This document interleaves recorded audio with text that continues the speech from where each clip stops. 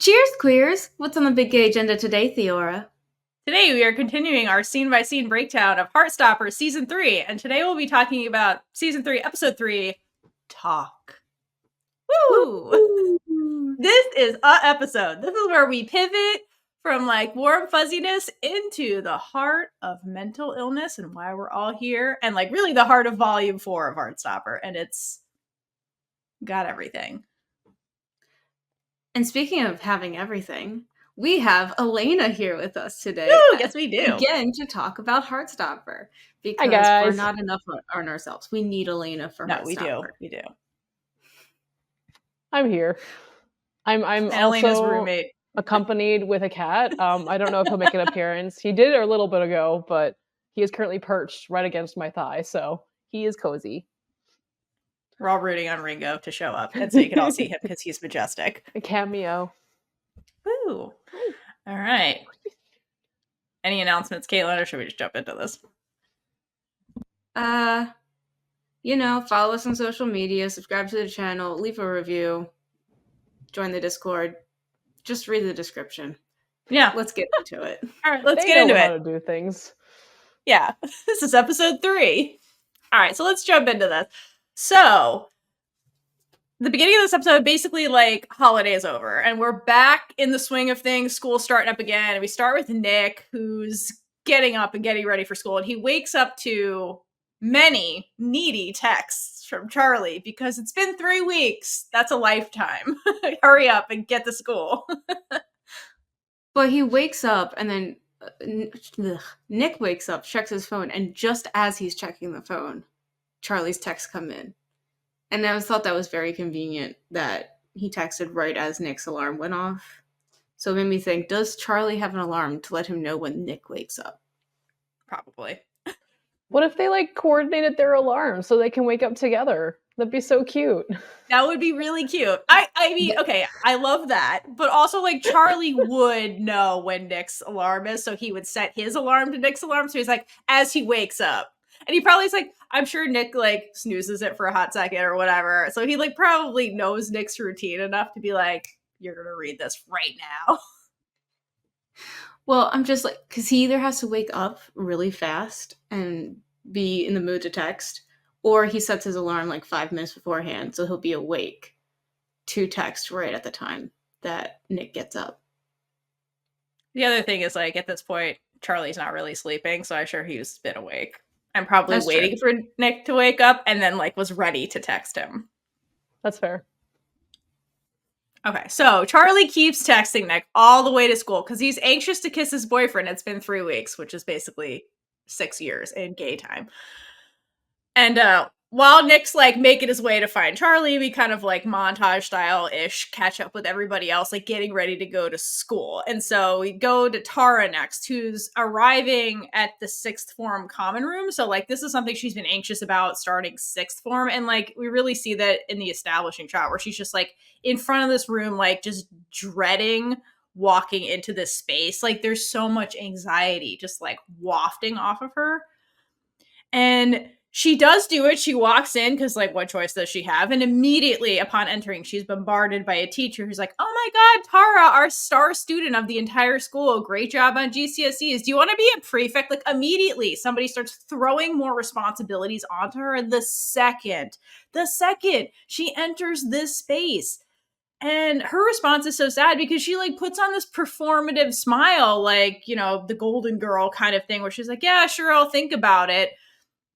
But it's really sad for Tara because a lot of her arc so far has been this, the way her scholastic success is just, causing her more anxiety or, making her life miserable.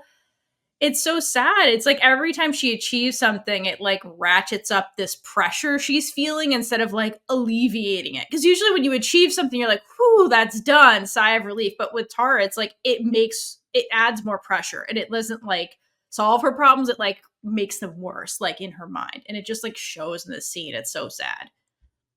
I know, and the teachers say it, you hear it from her teacher, and then I think in a future episode you hear her mom say it, and it's they mean it genuinely as a compliment, you're so smart, you're so great, and all she feels is the pressure, and it's so heartbreaking how that's twisted in her mind just from her anxiety. And it's no, Tara, you are great, but it's okay if you struggle.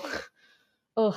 Yeah, and I feel like the other thing too is like a lot of this is like, okay, so where all these, the characters are at, they're kind of like in that transition period from like truly going from adolescence to adulthood, like going from like a dependent to an independent person. And it's like that time where you like are trying to figure out how that works for you, and then also like, who am I? And poor Tara, I feel like she doesn't have time to ever think about like, who am I? It's more like all these people are like, hey, I see something and you be this. And then she's like, well, I don't know what I want. And then you're throwing me more options. And I feel like that's like also overwhelming to be like, oh, these options,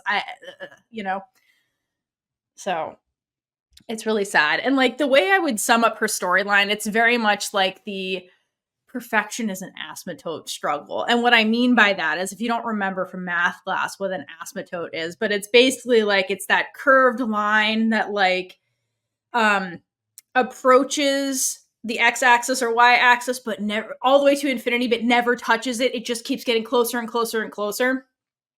And I'm in a professional fraternity, and the way we explain perfection is we say perfection is an asymptote. And the way it was explained to me was like, okay, your goal is to constantly work each and every day to achieving it, right? So each day is a day of self-improvement. It's supposed to be motivating. But ultimately, the message is that perfection's impossible because you can never actually achieve it. You can only get close to it, but you can never actually achieve perfection. And that's kind of like the road she's on. Like on paper, Tara keeps achieving all these things that make her look perfect, but she doesn't feel that way. She's like, who am I amidst this thing? But it's like people keep going, great, you achieved this success. Here's the next step to achieving true perfection. And she's like, I don't even know if I want this. So that's how I kind of would explain her arc. Poor Tara. But this is growing up. Growing up is kind of like this. It's filled with many different emotions, and you just navigate it the best you can while figuring out who you are. But okay, so while Tara's in this room, she reunites with all of her Higgs friends, and who are now all in the sixth form common room. And Darcy is there too. And Darcy's wearing trousers, which is not technically against, but not the norm of the dress code for the female presenting students at Higgs. And so this is like a hint that like Darcy on her own off screen is like doing all these like gender exploration things. And it's kind of like Tara's like kind of noticing it. And I love that Tara comments on the trousers, and what she says to Darcy is, you look so you, which is the perfect statement to say. And like 10 out of 10, Tara, no notes on being a supportive girlfriend. Like that was a great thing to say. I definitely love that part. Like, yeah. Because she can see there's something going on with Darcy, and I love that she lets them go through their journey, not on their own, but lets them figure it out for themselves. I don't know if she fully knows what's going on, but she's just there every step of the way, which it also just adds to the perfectionism thing, the achieving perfection, because like not only is she has to worry about school, but she's also like the person with the most responsibility for the group, even because I feel like the way she carries herself, she's like the mature one. I mean, yeah. Who would you go to over between Tara and Tao? Guess it depends on what it is. yeah. But Tao just plays around more, where Tara is just like gets things done, I feel like. Yeah, and I think the other thing is like, okay, for Tara, if Tara was to comment flat out and like grill Darcy on the gender expression thing, that's a way of like doing exactly what was just done to her 5 seconds ago, where she's like, oh, you're doing this, here's the next step. It'd be like putting pressure on Darcy, whereas Tara's just like, great, this looks like you figured your shit out, great.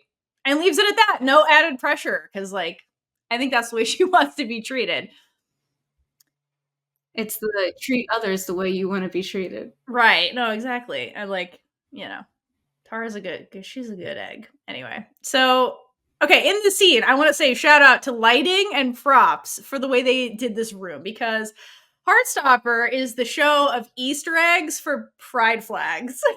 Because they put them constantly in with the lighting and the props.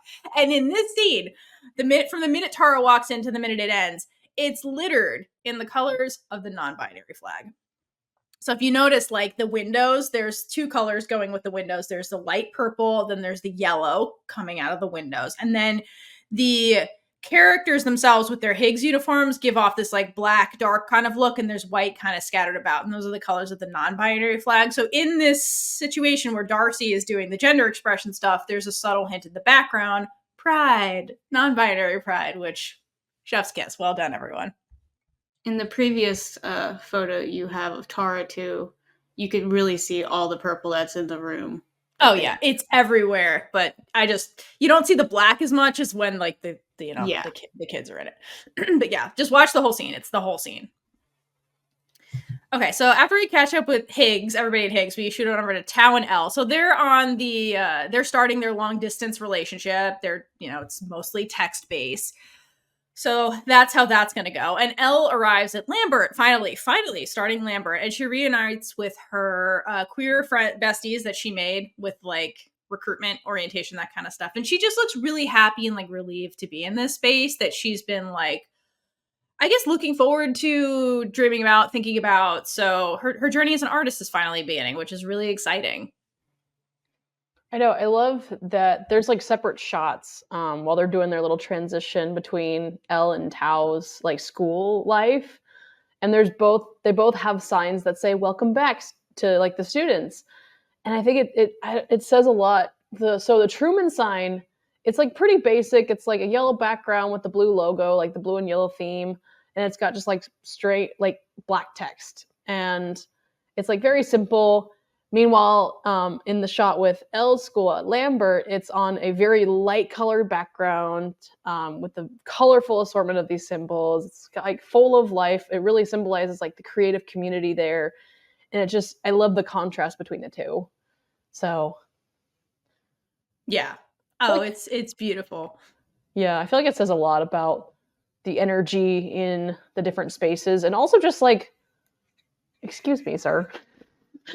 Ringo is cleaning himself and also putting his paw on me. Hey, sir.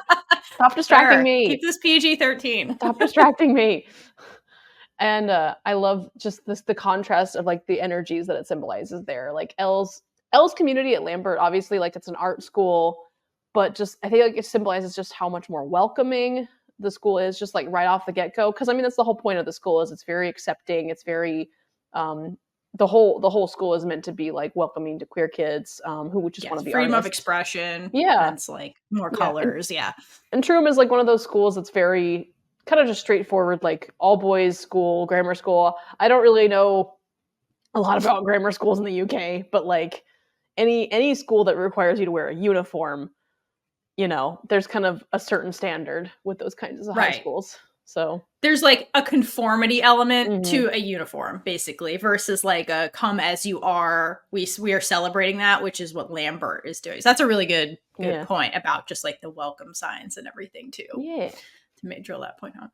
So I'm very happy for Elle to start this journey. And Elle already has friends like off the bat, which is also amazing and huge. So that's how that's going for her. Then we catch up with our favorite teachers, Mr. Farouk and Nathan. They're officially dating, which they find out in the car when they park. And they're like, oh, this is great. We should probably keep this on the down low. And then immediately out themselves to the lesbian rugby coach, who's like, you guys should probably cool it or the kids are going to know. Way to be gay, everyone. Good job. I know. Coach Singh like pulls like one of those older sister magic moments that Tori does. Yes. Because in the first shot, her car is not right there next to them. So it's like at some point she has like pulled her car up next to them. And suddenly it's like, hi guys. So they were too busy being gay. Anyway.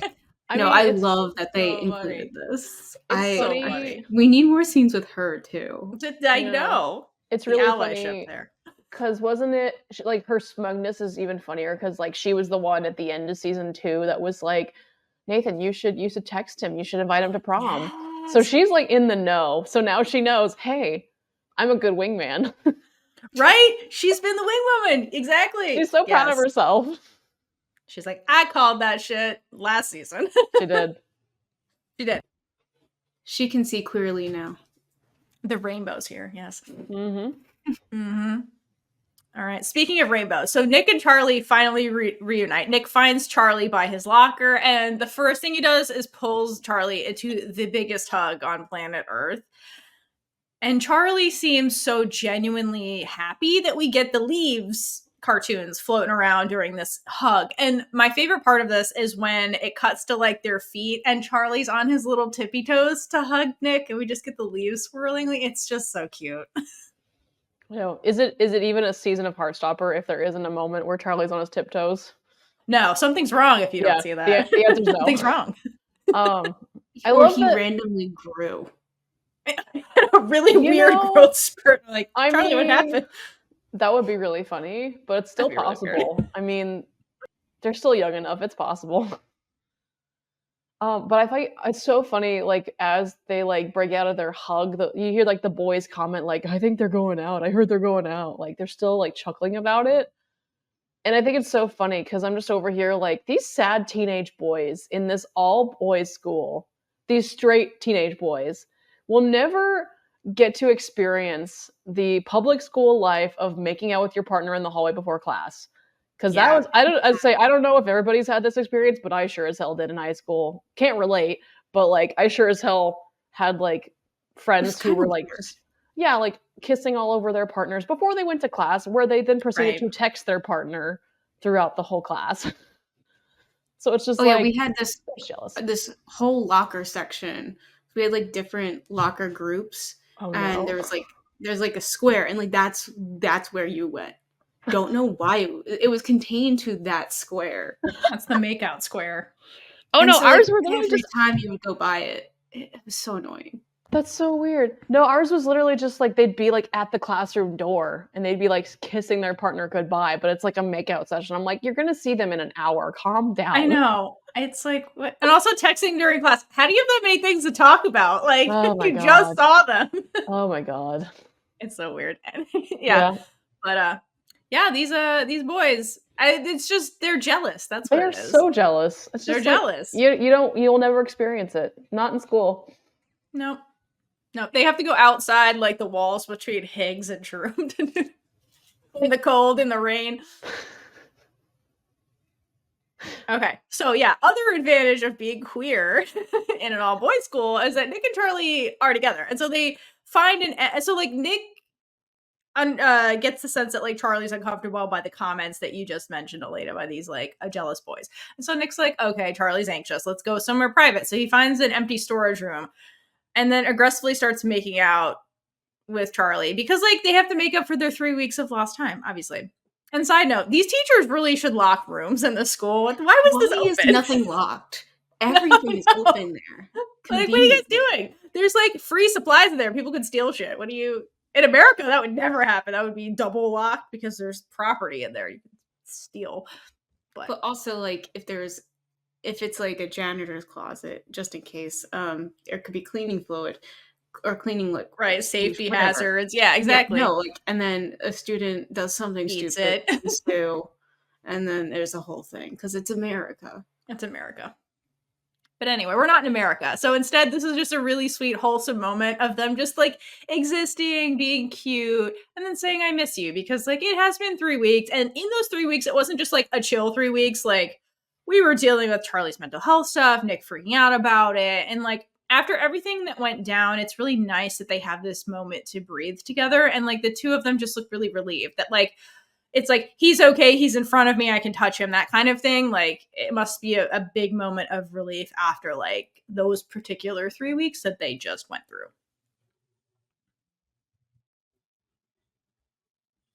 Yeah, and immediately after that, we cut to their first form group of the new school year. And of course, Nick and Charlie are still sitting together. Mr. Farouk runs the class now, which I thought was interesting. I don't know how it works in the UK, but like, I guess they changed teachers. Mr. Lang still works there because obviously we see him later, but Mr. Farouk runs this form group this year. So I wonder, I don't know if that's interesting. And I think that is the same as it is in the comics too. I think Mr. Farouk takes over then too. So I'm like, I don't know if that's just like a thing or what. Yeah, maybe they rotate or something. Yeah. Like who does sixth form. Yeah, because my high school, it was the same teacher throughout my entire high school years. So I don't know. I never had a I had form different- like this or a homeroom, so like I Yeah. can't relate to this at all. It was just like whoever taught you first period had like the announcements and those kind of things, and that was kind of that was it. Ours was in the middle of the day, and you had to go to this Same. room Weird. for 10 minutes. It was so stupid. That's really stupid. That's really weird. Ours was When like a everybody's study hall. like checked out of school also in the middle of the day, also just dumb. So ours is like No, in it the was- beginning when you're awake. Yeah, that Yeah, it was was- my middle school. Yeah, we did that, Theora. Same thing. My middle school did that, but high school, it was like, I think it was technically like after first period. And it was Yeah, a so 30-minute, after like, that period. yeah, 30-minute study hall. And it was always the same teacher for all 4 years. I don't know. Interesting. High Okay, schools do maybe it things was- differently. Weird. I'm happy Farouk's here though. So. Our high schools are weird. I mean, I had lunch at That's true. 10:40 sometimes. That is very weird. And like, huh? Okay. Anyway, High schools are weird. Yeah, I like that Mr. Farouk's doing it now, and I think it's so funny. Nick and Charlie are, of course, sitting together still. So, because I think Farouk knows. Well, I guess Farouk probably knows that they're together, so it's pretty obvious at this point. But now they're so after comfortable. the museum stuff. Yeah, You know, in Paris, yeah. yeah, and it's, of course, Nick and Charlie are comfortable enough now that in their relationship, and Nick being out and proud, they're holding hands under the desk. Scandalous premarital hand holding. How dare? Oh my god. Called the church. I think it's still so funny. I think people on Tumblr like to comment about this. Like, why is there still no one sitting across from them? Is it like That's a good point. like I think for like cinematography reasons, it's because it's easier to like put the camera there and like the close-up shots of them. But it's still really funny. Just like if you think like story-wise, is it just like because other students just are gonna hardcore third wheel them? Is that why no one's sitting there? no one wants to catch the gay Alayna. The jealousy. That's true. That might have been. Well, I was gonna say like that because that's what Mr. Lang assigned them to. So I'm like, is Mr. Lang a homophobe and he didn't want anybody sitting next to Charlie except Nick? I don't know. Like, or does Mr. Lang just know? Like, you two are meant to be. I don't know. All the teachers know it's just like a pool in the Theora. We can't hear you. There's I a know, it's betting fine. pool in the teachers' lounge where they're like, "All right, which students are going to get together? Who do we Right. want? What can we do?" I Maybe- ship them. Who do we think is queer and needs to get paired with this guy? Okay, so obviously that involved the rugby coach and Nathan were involved in this conversation. True. They're like, ooh, who do we put together? I mean, And Coach Farouk just Day- happened to walk in and he's like, what and is then got this? dragged into it. But was like low-key listening. He's like, I don't know.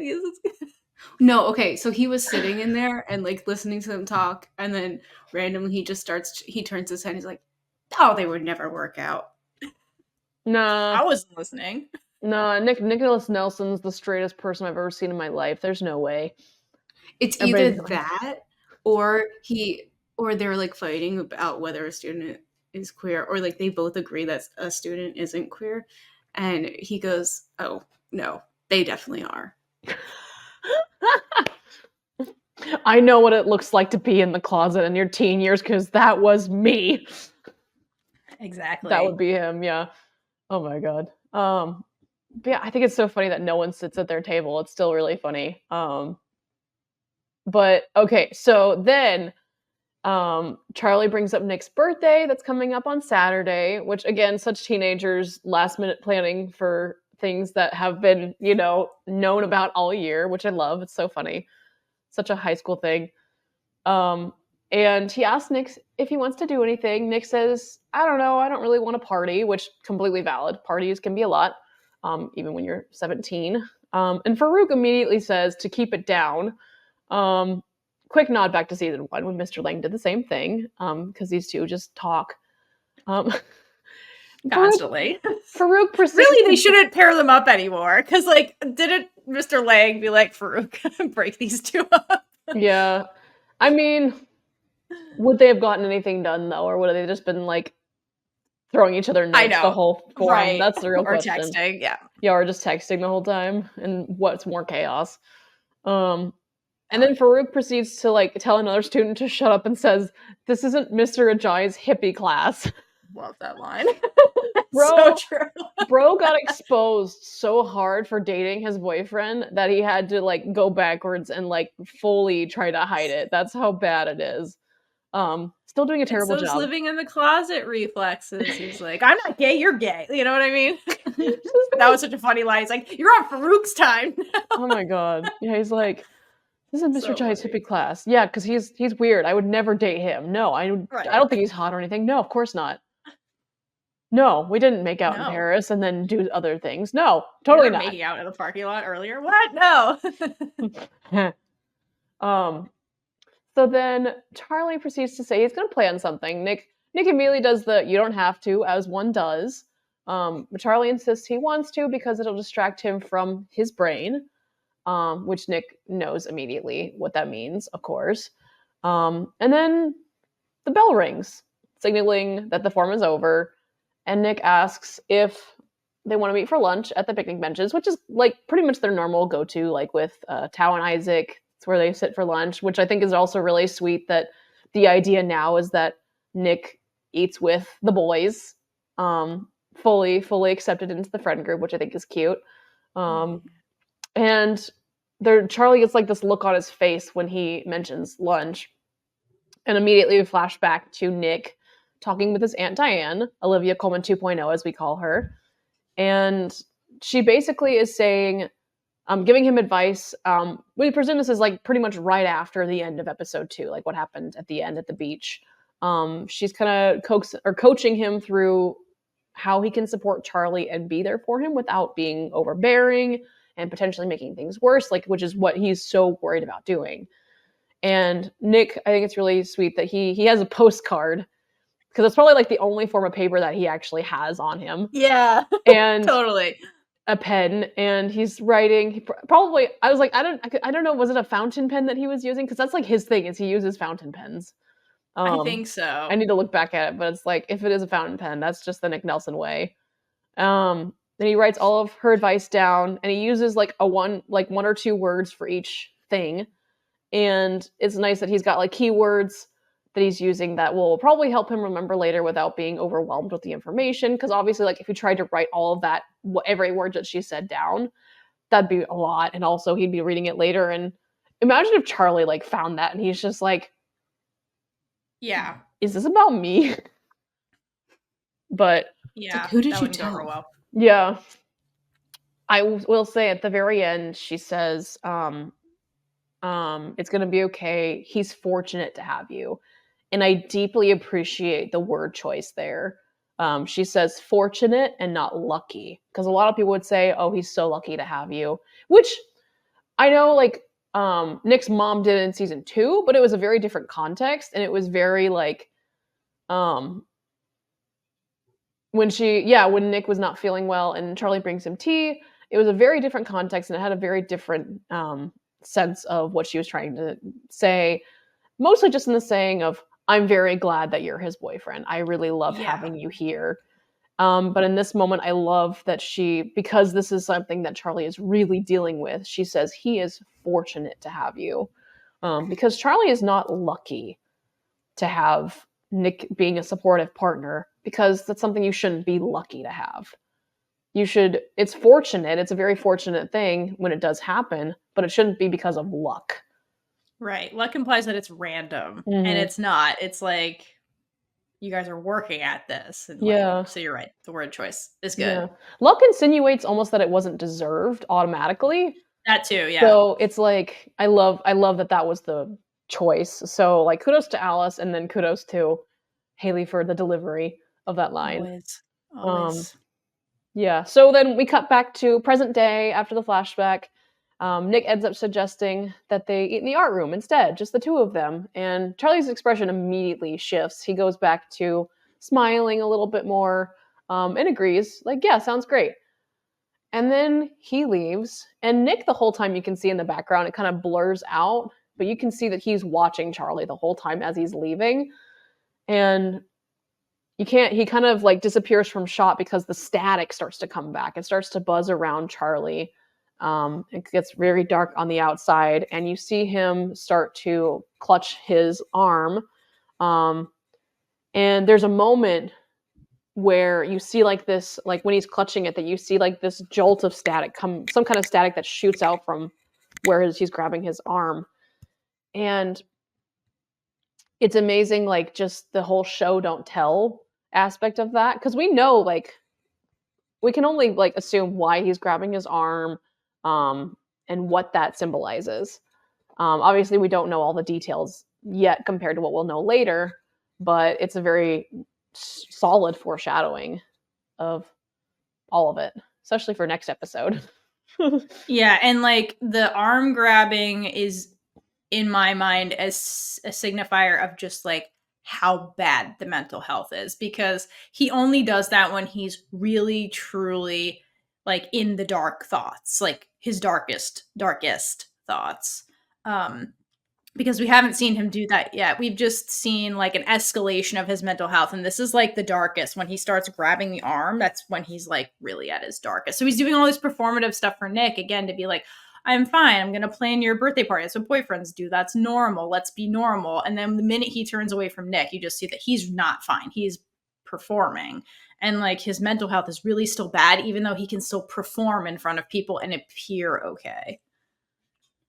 It's his way of like kind of grounding himself, also while also trying to get his brain to focus on something else rather than his own thoughts. And like it's not conscious, it's just the only thing that he can think of to help. Right, it's just an outlet when his like thoughts get really bad, basically. But you'll notice in the scenes where he's doing that, it's when he's like really peaking in terms of like the bad thoughts. Yeah. And meanwhile, on the other side of it, Tao is completely unaware of what's going on with Charlie. And Isaac has been aware of something being strange, but Tao is still completely oblivious because he is profusely obsessing over his now long-distance girlfriend, even though they were kind of long distance anyway because she was at Higgs. But now she's at Lambert. That's true. But now they're dating, so it's different. But he like obsessively is checking her Instagram story every time she posts. Which is, I mean, that's valid. Like as a new relationship, that's valid to like obsess over checking your partner's like socials and everything. I mean, they're putting it out into the world. That's valid. So in the first shot, it looks like they're in like some sort of assembly. Possibly, but Tao is, from what we can see, Tao is the only one on his phone, which that doesn't seem possible in a high school assembly, unless that's just that's how strict the school is. But then, like, why is Tao not getting in trouble for having his phone out? Because it's so obvious too.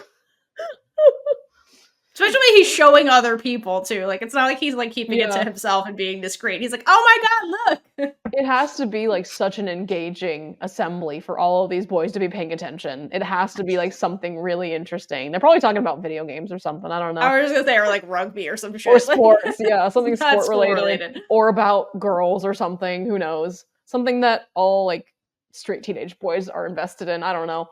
And then Charlie's just there. Charlie just listens because it's Charlie. I don't know. He's a good student. And then Isaac is, of course, reading. Right, he's not listening. I also noticed in the scene, after I was doing this last rewatch, apparently it's raining outside in this scene. And I was like, oh. Oh, shit. I caught it and I was like, oh, I guess it's raining. Cool. Just a little detail I didn't notice. But yeah, he shows Charlie and Isaac the first pose of her at her new school, and they both share a knowing look as he looks away, like, oh boy, here we go. I do think it's really cute that Tao, he's still wearing the bracelets. That the bracelet that he got that matches Elle's, which I think is really sweet. Like we love a man that's proud to flaunt how much he adores his girlfriend, even if it does annoy his friends. You know. I mean, I agree. It's endearing about Tao. I would much prefer him adore her and be open about it than him try to talk shit and like try to be tough, because no, absolutely not. No. So, you know, we support it, even if it's a little annoying. It's so cute. It is Yeah. really sweet. Yeah. Also, I want to read that book that Isaac is reading. It's called This Is How You Lose the Time War, which apparently Yes. is a my God, yes. sci-fi fantasy book about time traveling lesbians. So Yes, I know. It's been sounds on my amazing. TBR forever. I Yes. need to read this book. I heard it's really good. I know. Apparently, it's not super long. It's like 200 pages or something. Yeah, like that. it's short. Like a but, novella. like trippy and good. So read it. Book club? I'm down. I've been wanting to read this book. Isaac book club? That'd be awesome. I mean, I think most of these books are supposed to be queer, so yeah. Yeah, no, I mean, I've read a couple of books that Isaac has read, and like, I remember reading like a BTS post somewhere of like the creators who were like, one of the most fun parts about putting the show together was like picking the books for Isaac. Like that was a whole thing, was just picking what books he was going to be reading. Cute. What a cool job to like pick his books. Damn, that'd be awesome. That. Yeah. I'd love to be Toby and just get to like, as part of like your what is that called? In between scene, like when you're trying to just do like the transition scenes where you're just kind of being your character but like improvising. He's just reading. That's what he's doing. That's it. Yeah, it's great. It's like, okay, just like hold it so they can see the cover. That's like I would love to get to be that character that just like while I'm just doing my improv scenes for the transitions, just reading. Like the B-roll. Toby actually read the book. Yeah, He's like, I'm gonna read this. Like here, you know. Yeah, he's like, oh wait, this is good. Hey, I'm gonna actually do this. Toby, it's your line. Is it one more? Hold on, wait. Yeah, that also, I feel like that would also be a good way to cheat if you can't remember your lines. Just have like a slip of your lines. Oh my God.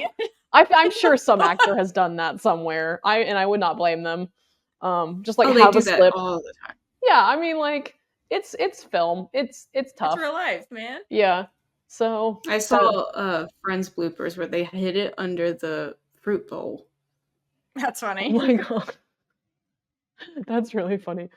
I know I've heard of such weird places that people hide their scripts in film.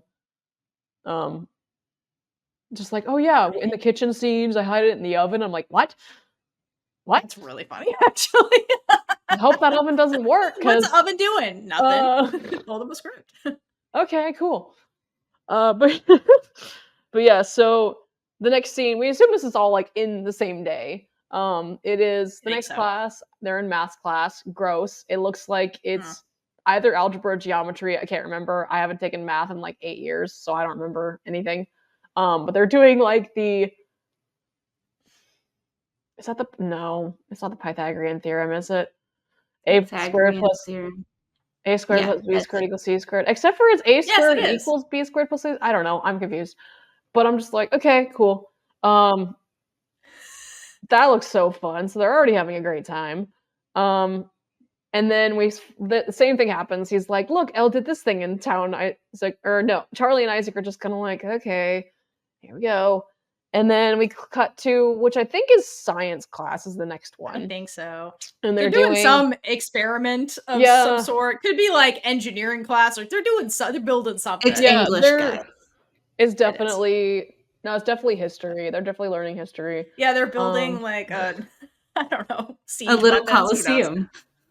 I think it ends up being that they're trying to use electricity to like make a light bulb illuminate. It's like physics. Yeah, something like that. And Isaac finally is just like, Tao, I love Elle because yes, they're friends, but I don't need a minute by minute update on what she's doing. Tao is like, I'm sad, I miss her. Charlie's like, Tao, it's been a day. Which Charlie was away from his boyfriend for 3 weeks. So I mean, he kind of gets a pass on saying that, but also like, I mean, how obsessive were you with Nick when you guys were away from each other? So like, hey, ding, thank you. But it is. Come on, Charlie. Tell him like, I'm so alone. Oh my God! I think it's what is it? Charlie. Is it Charlie that says, Charlie. What are we, your imaginary friends? Imaginary friends. It's just so funny. Which I'm like, part of me really wanted Charlie at some point to be like, you got mad at me for doing the same thing, like what Elle does later. But I'm like, yeah, I feel like that's something maybe Charlie would never actually do that because that's just not in his nature, maybe. That's true. But L super would, and L super does. Yeah, To be exactly. Like, Tao, here's your bullshit. Look at it. But this whole thing is like, thus begins the arc of this episode where Tao's friends get sick of his lovesick shit. Yeah, for real. Especially Isaac. Tao makes this jab at Charlie. He's like saying, like, when Charlie says he can't make his relationship his whole life, Tao's like, oh yeah? Who are you eating lunch with too? Or who are you eating lunch with today? And it's like, oh, Tao, you really don't know what is going on, you poor fool. Because it's like, we know the whole context of why Charlie's eating lunch with Nick, specifically. But it's like... That one got me. Tao, like, I just want to... I want to hug him, but I also just want to shake him. Like, my guy! Pay attention! You gotta open your eyes. Yeah. You just made things worse and you didn't even realize it. Yeah. But he's also, like, to your point, Alayna, like, he's operating off of the fact that, like, last year, Charlie was obsessed with Nick. And he's like, you literally did this. It's his way of saying, Charlie, you did the same thing with Nick when you first started dating him. And, like, pot calling kettle kind of thing. But without realizing it, he's, like, harming Charlie's mental health. Because, like you said, Charlie's got more going on than just... He's with Nick because, like, he's spiraling, not because he's, like, codependent. Well, I mean, he is kind of codependent, but, like, codependent from a romantic perspective, like Tao kind of is. Yeah, and, like, last season, or first season, it was, like, they were spending time together because they were secretly a thing, and Nick wasn't out yet, and that was a lot more complicated, and we're kind of back to the same thing where, in a way, that Tao is kind of just assuming things, and isn't trying to hear, like, what's actually happening. But in this case, Charlie...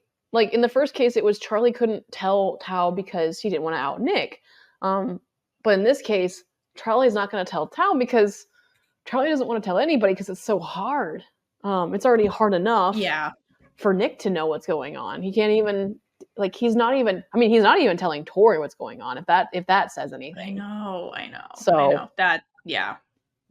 That's Tori's like the one person besides Tao and Isaac that he would tell anything. He's not even telling Isaac when Isaac asked if he was okay. So it's like, he's not going to tell Tao, especially when he's so deep in this whole thing with his girlfriend.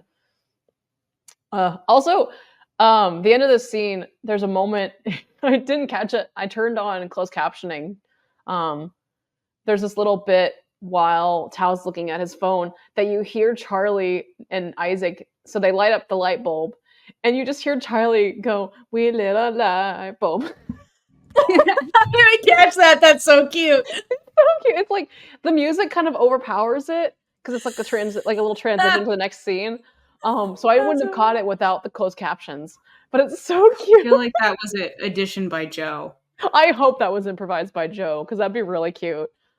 That's so cute. So now I'm just like, I have to go back and watch all these scenes now with closed captioning, like what Kaitlynn does, just to see if I've missed any of those little lines.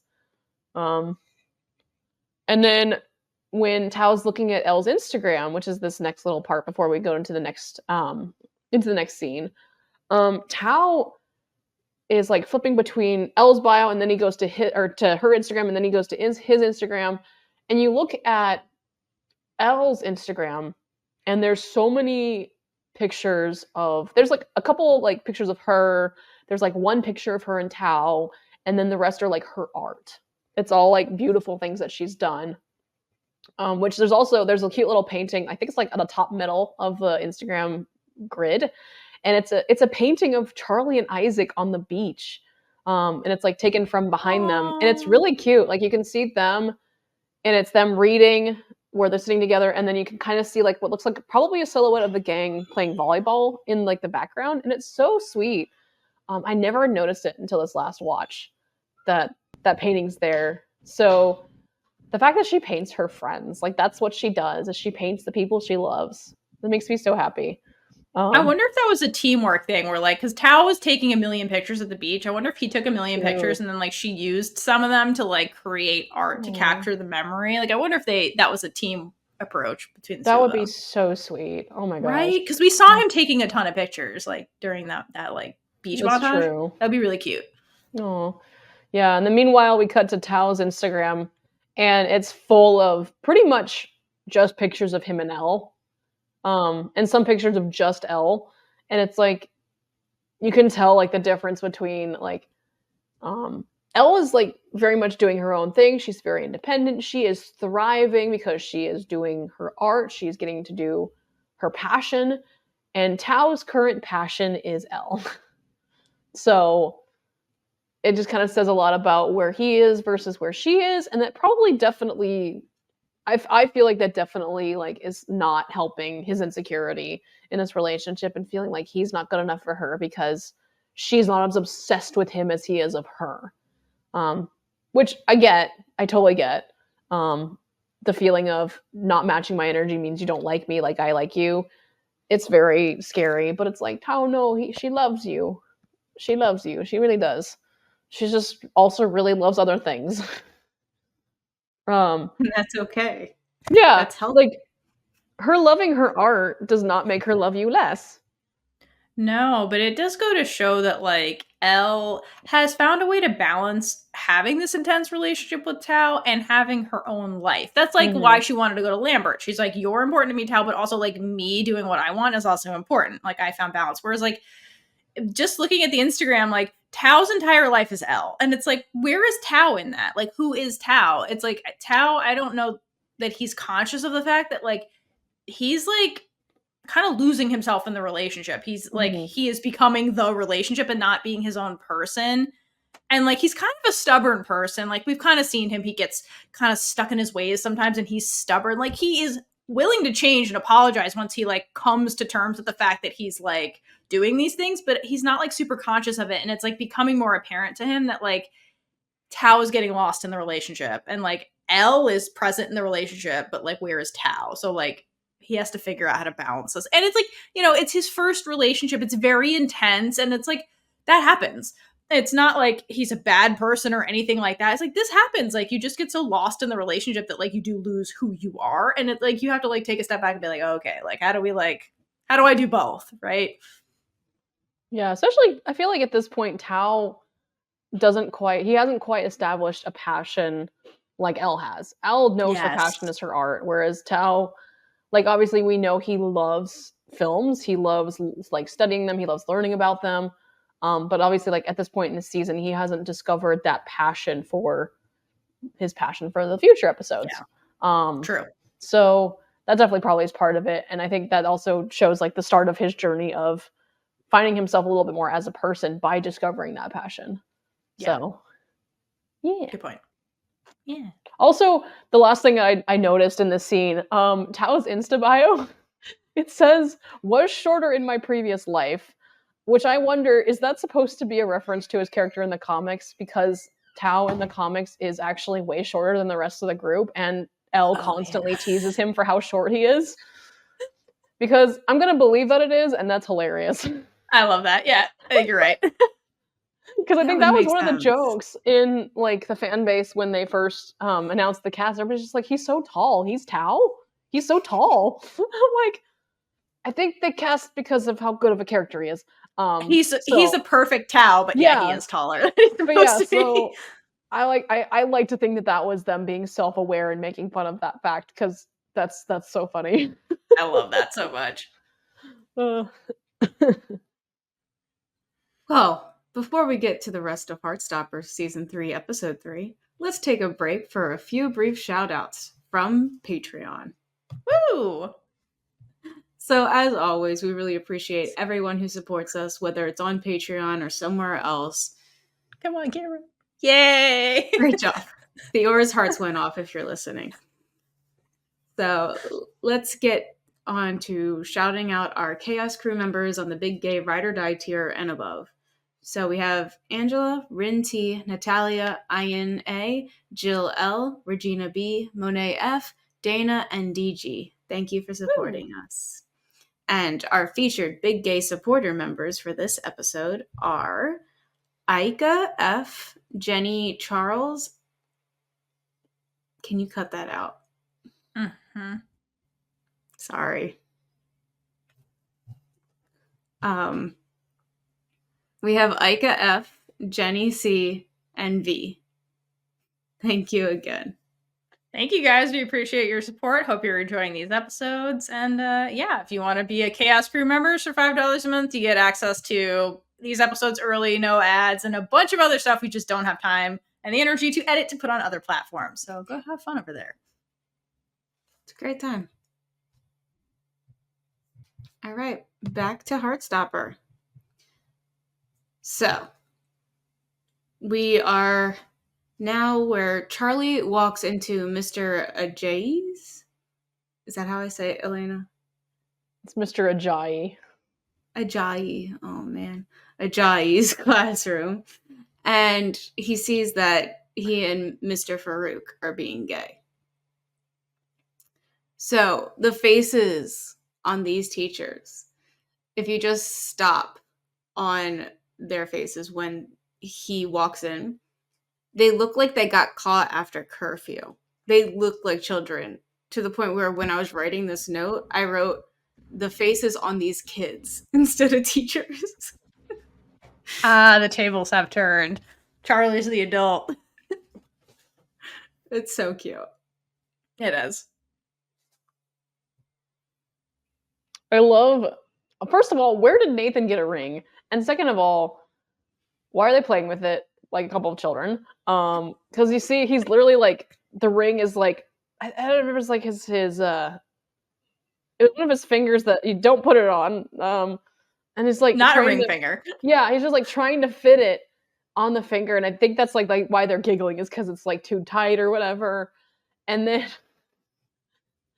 these two are letting themselves be young and in love, which I think is really cute. Like how childish this moment seems, because you heard in like last season, Mr. Farouk say that he was never going to get to experience those beautiful teenage moments of like being able to be yourself, because he didn't realize he was gay until he was in his 20s.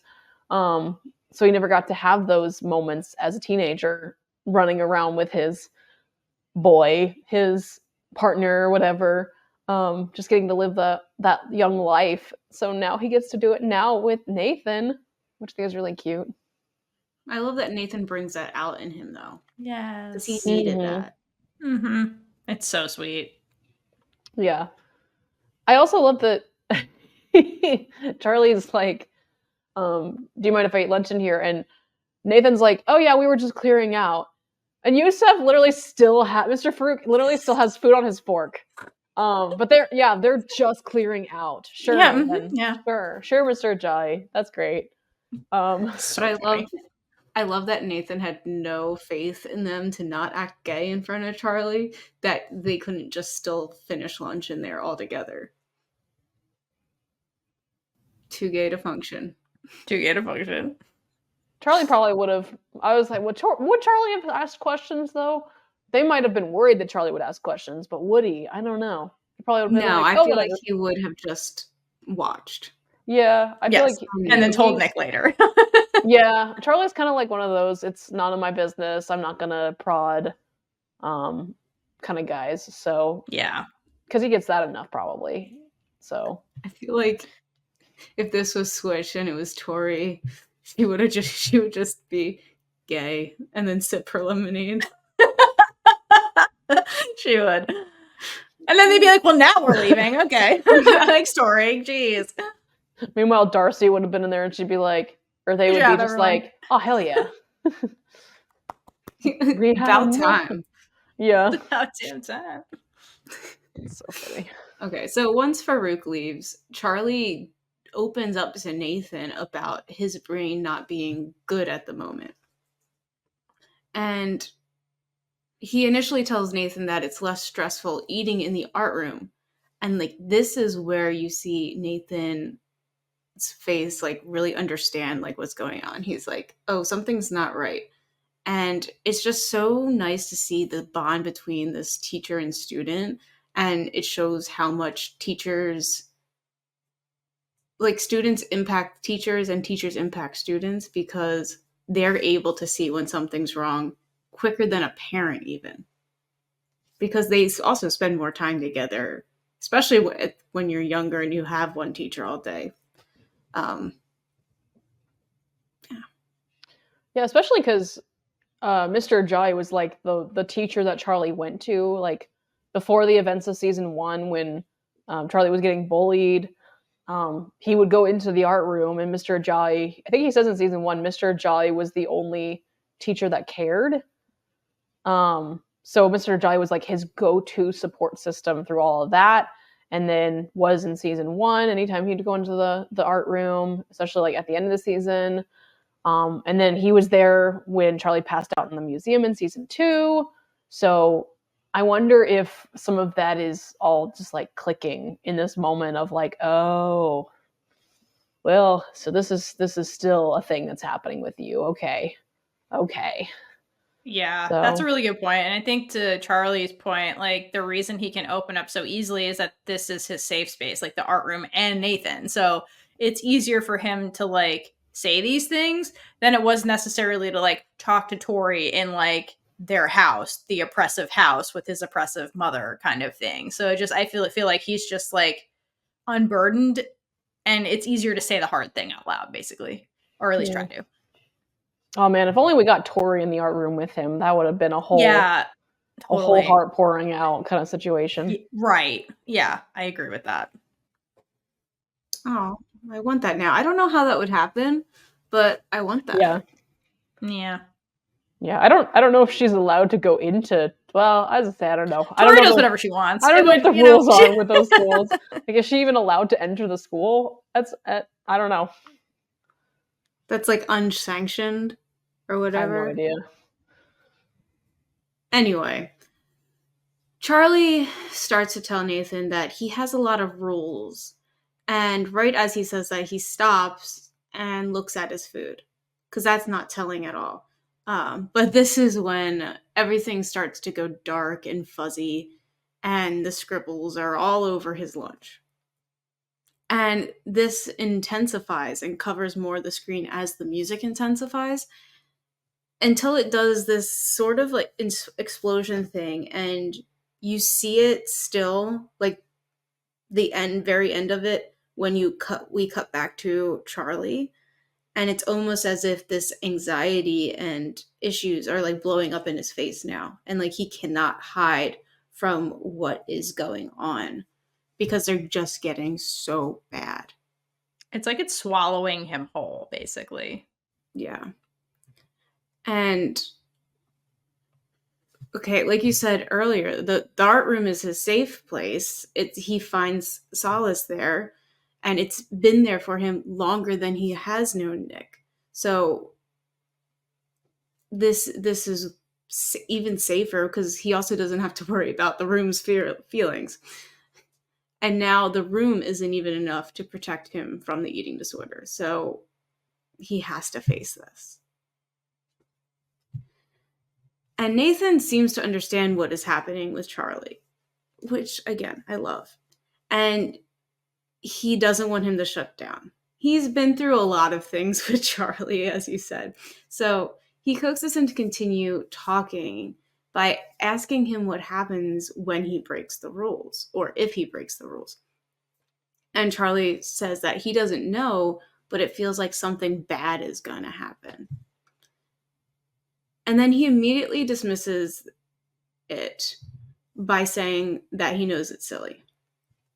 And again, the show is just so relatable because I do the same thing, and it's just the anxiety and fear of burdening someone else. So you want to keep it in and hope it goes away on its own. It won't, but you want it to. And this is why he needs someone like Nathan to keep him talking about it and know it's okay to share, because if he does shut down, this is going to get even worse, and he can't afford to have it get worse. So if Nick didn't interrupt him, I think he would have been able to get Charlie to open up more and like really talk through things. But Nick's here, and Nathan basically knows his place, like knows that when Nick's here, he takes over. So before walking out of the classroom, he does take a quick look back at Charlie because he doesn't really want to leave him, but he's letting the boys have time together. So once Nick sits down, Charlie tries to keep the conversation on the teachers because that's safer. He's like, so there's something going on there. There's something gay. But Nick is like, this is not what we need to talk about right now, but that we'll come back to that gayness. Nick brings it back to their phone call. And we get, throughout this part, we get multiple close-ups of Charlie ripping apart his sandwich. So I don't know if that's a rule. Pieces have to be small so it doesn't seem like you're eating as much. And I believe we see one from like Nick's point of view as well, like from where he's sitting. So he's noticing this. And Charlie starts to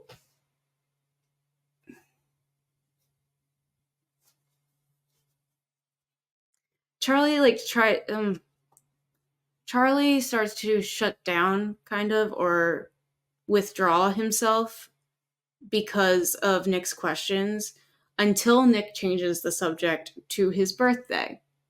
And then immediately Charlie pops up and becomes his old self.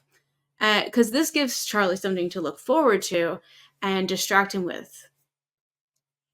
It's basically night and day with how he was in a split second, all depending on what the conversation was.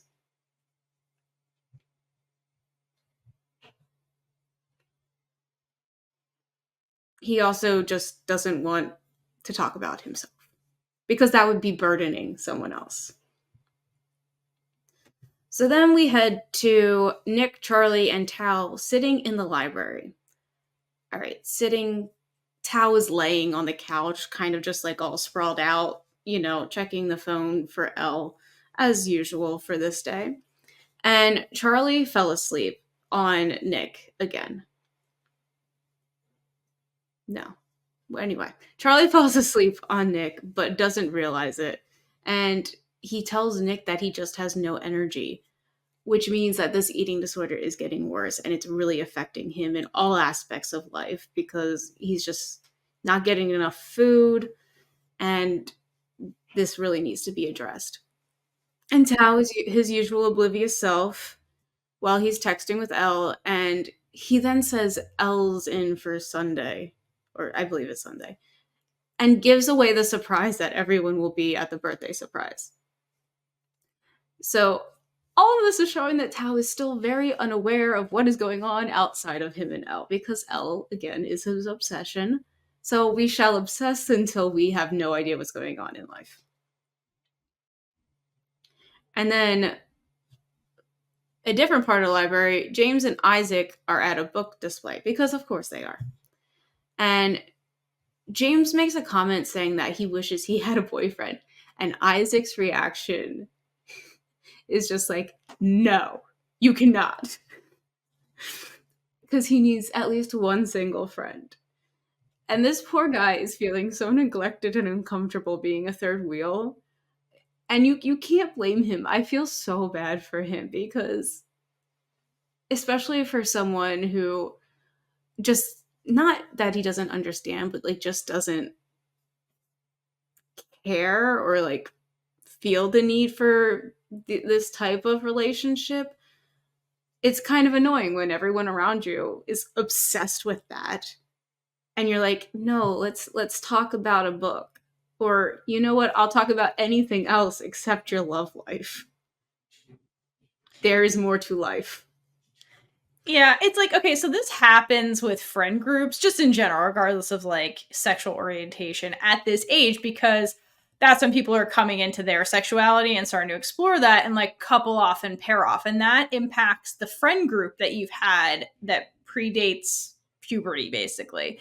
And so some friends get kind of left behind in that and are like, what the hell? I thought we were friends, but you guys are like prioritizing your romantic relationship over our friendship. And so then Isaac ends up just being neglected and nobody seems to realize that because like, well, this is what happens, right? Like you just romantically pair off and like prepare for like the future, which is like marriage, kids, blah, blah, blah, or whatever. And then Isaac's like, well, what the hell?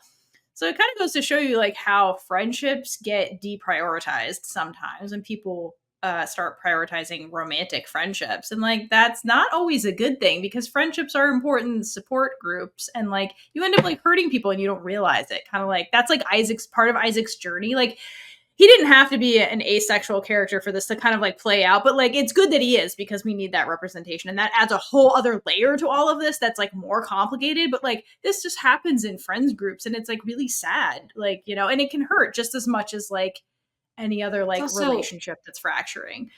It's harder to join conversations too, because you don't have anything to add to it. Like, oh yeah, I can relate to that date or something, and like we Well, did. you weren't this. at the date. Like, it like romance and like coupling by definition is exclusionary, because it's just between the two people. Everybody else is excluded from that because they're not alone with the two of you. And when they are, you don't want to be. So like, Isaac learns, like, he's like, I don't want to be. I can watch a movie with you two. It's so annoying.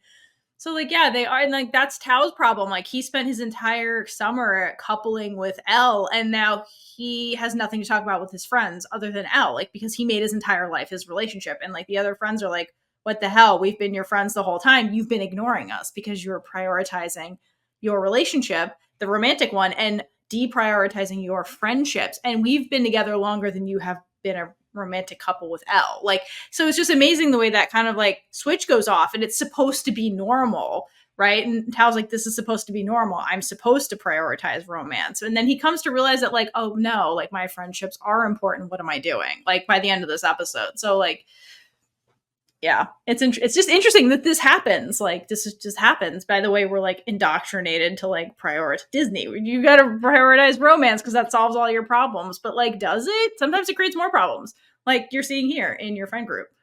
Yeah. I hope James is a little bit more prominent in season 4, especially like as a friend for Isaac, because like, especially now, like everybody, like especially like now Isaac being out like at the end of the season, and James like being aware of like, oh, okay, you're ace, so okay, that makes sense.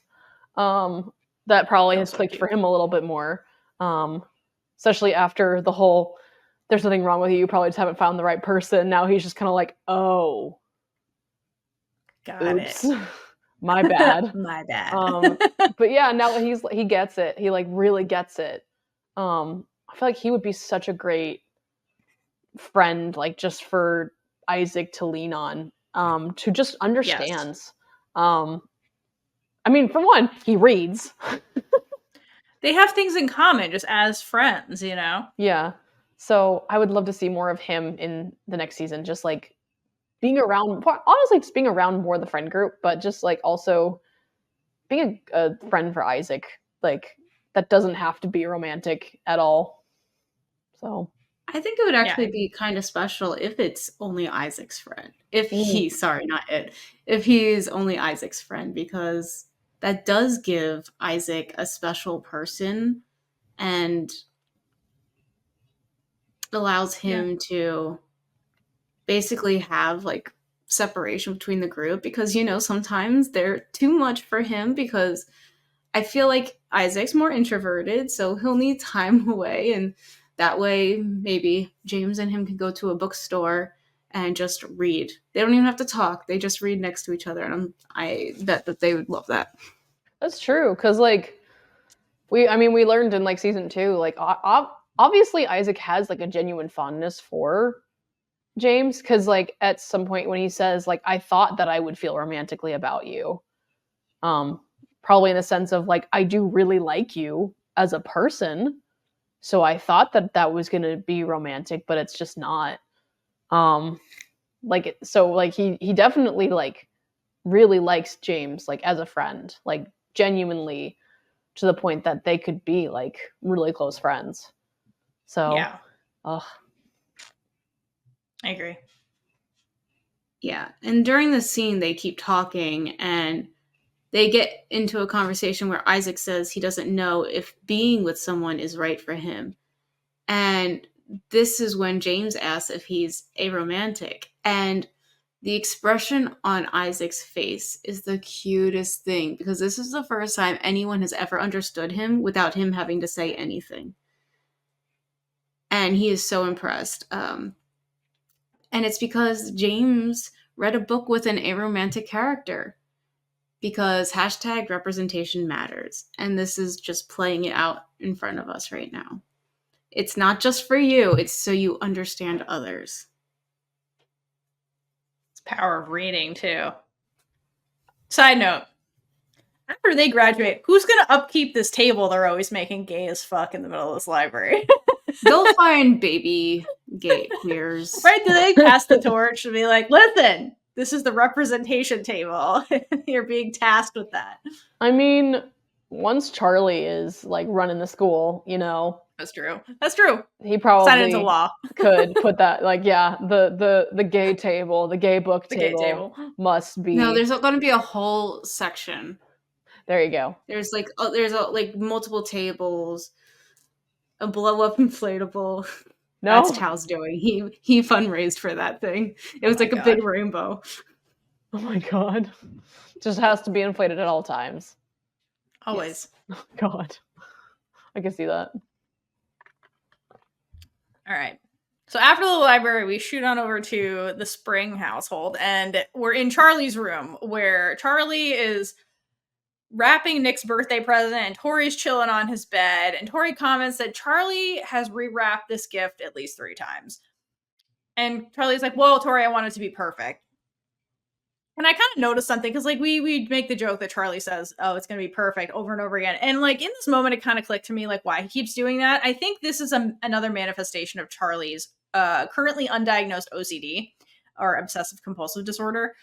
Like the fact that he is rewrapping this gift 3 times. And Tori's like, it can look like tissue paper and he wouldn't care. Like Nick would not care. The fact is that Charlie's giving him a gift, not what the gift is wrapped like. But in Charlie's brain, it has to be perfect, right? So I'm starting to wonder if like every time he labels something as quote perfect, this is a hint that his OCD is fixating on like whatever this thing is that he's talking about.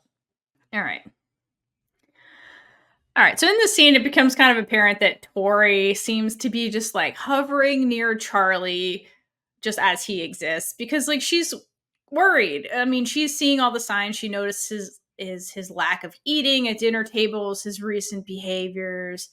And so I think she's just kind of hovering because she's worried and like maybe hoping he'll open up to her, or like, I don't know. She's also lost in this moment too because she doesn't know what to do, kind of like Nick. So she's just like, I want to be there and do what I can, but I don't know what that is.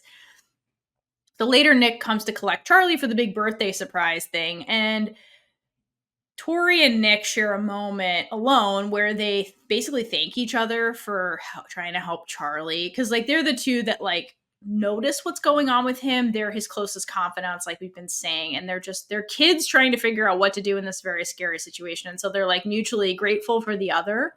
And so I think it's really sweet that they're bonding over this mutual love for Charlie, but also really sad that like they're bonding under such like dire circumstances versus like forming a normal like brother-in-law, sister-in-law kind of relationship deal. It's more like they're trauma bonding, unfortunately, over this like bad thing that's happening to somebody they both love, you know?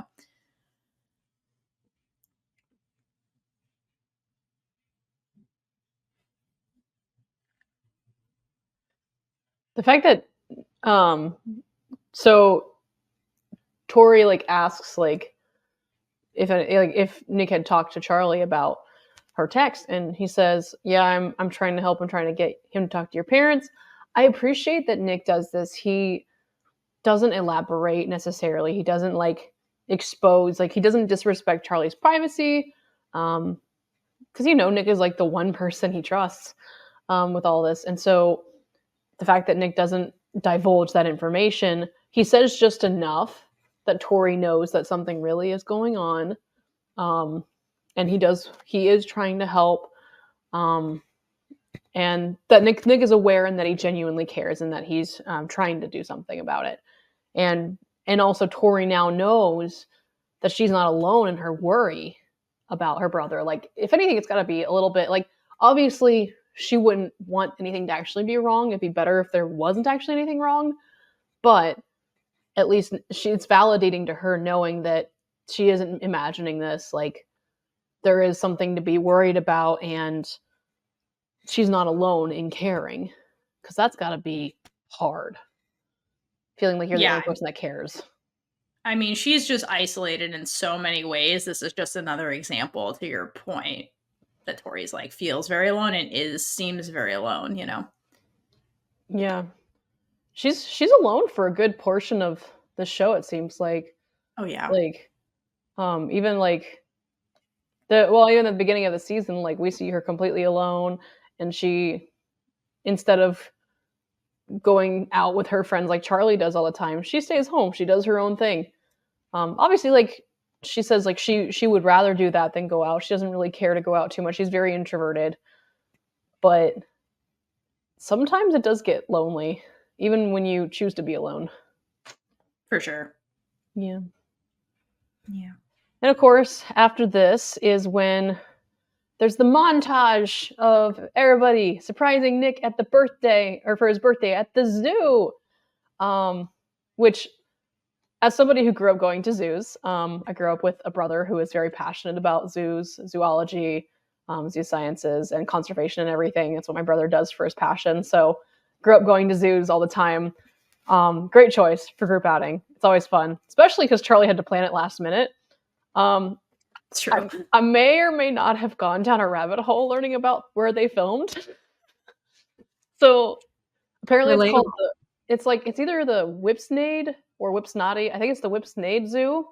It's apparently the largest zoo in the UK, and it is one of 2 zoos run by the Zoological Society of London, which is an organization that focuses solely on conservation of wildlife and wildlife's habitats. I will say, on the Wikipedia page, it's a shame Heartstopper hasn't been put under the filming at the zoo section of that page yet. It looks like it hasn't been updated in a long time. Also, I think I said that admission tickets are like $34 a person. So I'm like, who is paying for this admission? Like 40, like, I don't know if it was like 34 US dollars or if it was like British pounds or something, but I was like, who is paying that? I mean, I didn't have that money as a kid, so all right. No. But yeah. So the group begins to pair off, and everybody else begins to pair off at least, including Sahar and Imogen. Even though they aren't a couple, they do pair off and go do their own thing. And Isaac has this moment where he's very frustrated because this is what he's been doing this whole time. He literally just said in one of the last scenes, he's been third wheeling so hard. And so immediately goes to his bag, brings out his book. And it's crazy because this is one of the first few times we've seen just in this season that he actually has a book instead of like being engaged with his friends. And in this moment, it's because he tried, but everybody else left. So that's kind of sad. Yeah. And during this montage, Charlie gets to feed a lemur, which is really cute. So cute. Which is one of the things that zoo actually does IRL. They do a lemur experience there where you can feed them, which is really cute. Nick watches and he says, "It's like a mini Charlie," which I'm very confused. Like, how? I think you're just like, it's so cute. Him. I guess it's just like he's cute, like you. Yeah. I don't know. Like you, yeah, exactly. I think that's where the thoughts ended. I'm like, but yeah, it's a cute thought anyway. So, Nick is like taking a video and he's like, smile. We don't see Charlie actually look at the camera at all during this, No. or in like certain shots. Even there's like a selfie that they take at some point, like a big group selfie, and Charlie is like very mostly hidden behind Nick for that selfie. So this is like the first part of like Charlie not liking being in pictures and all that. So I think also it's Charlie's, again, his OCD, because the goal was to make this perfect and he feels like he's not perfect. So I think his OCD is like, well, you can't be in the photo because if you're in it, it won't be perfect. You're going to ruin Nick's birthday. So I think that's partially why he keeps hiding himself, because he will ruin it by not being perfect. And he wants the day to be perfect for Nick, because I think his OCD is demanding that of him in this moment. So it's really sad. Yeah. So then after that, we get this like weird scene of like, I guess like goat feeding, like, petting zoo, a part of the zoo. And like Sahar and Imogen are like co-parenting a goat. And then Tara and Darcy see this, and Darcy's like, this seems pretty gay to me. Like another iconic Darcy line. And I love that Tara looks and she's like, yeah, like something's going on there. Like, what are they doing? They're co-parenting a goat. Yeah, especially when you remember season 2 in episode 7 when I think Imogen calls Sahar an ally. She's like, I'm not the only ally here. And Sahar's like, I'm bisexual. What are you talking about? And just like how stunned Imogen is. And as she walks away, you just hear Tara go, interesting. Right. This is part 2 of that. Huh. Seems gay to me. Yeah, and then we cut over to the baby elephants. They're so cute. I love baby elephants. Just rolling around in the mud. I have to wonder how they got those shots of those baby elephants. Like, did they just like hang out there and wait for the elephants to do it, or did they have like the zookeepers like coax them or something? Like, or do they like time it where the zookeepers are like, oh yeah, this is like the time of day when they go to their mud bath or something? I don't know. They probably got the zookeepers very involved in that, but I thought that was really funny. I would imagine, yeah. Yeah. Because it was like perfect shots of like, because usually when you go to the zoos, like the animals aren't always lively and doing stuff because they're animals. They're just like, today's not the day for my friend. And so like, yeah, it's cute that they got a lot of action shots of the animals like doing stuff. They must have multiple days, I imagine, at the zoo when they were filming to get shots like that. Because like, you know, they're wild animals. They do them. Yeah. Yeah. So then the gang wants to take a selfie, or Tara says, we should take a selfie with this elephant. And Charlie immediately is insisting he'll just take the picture, not with him in it. It seems like Charlie has definitely hit a point for the day, at least, where he just doesn't want to be in pictures at all anymore, which could be a combination of like his OCD and also just like feeling fatigued by it. I've definitely been there before where like I've gone to like a family thing and everybody's taking pictures. And at first I'm kind of just like, yeah, sure. And then I get to a point during the day where I'm just like, can we please stop? I'm done taking pictures. I've been to like bachelorette parties where there were just like endless pictures, and I'm just like, can we just, okay, I'm just trying to have fun here. Please stop. Look at them again. Right? Not this many, not when it's hundreds of photos, good God. And apparently this is when Tao finally seems to pick up that something is weird about Charlie, because Charlie is insisting not being in the picture. He insists on taking the photo, and Tao even like I think says something about like, you know, it's not really a selfie if you're not in it, because that's kind of the point of a selfie. Or I think he says we can all be in the selfie.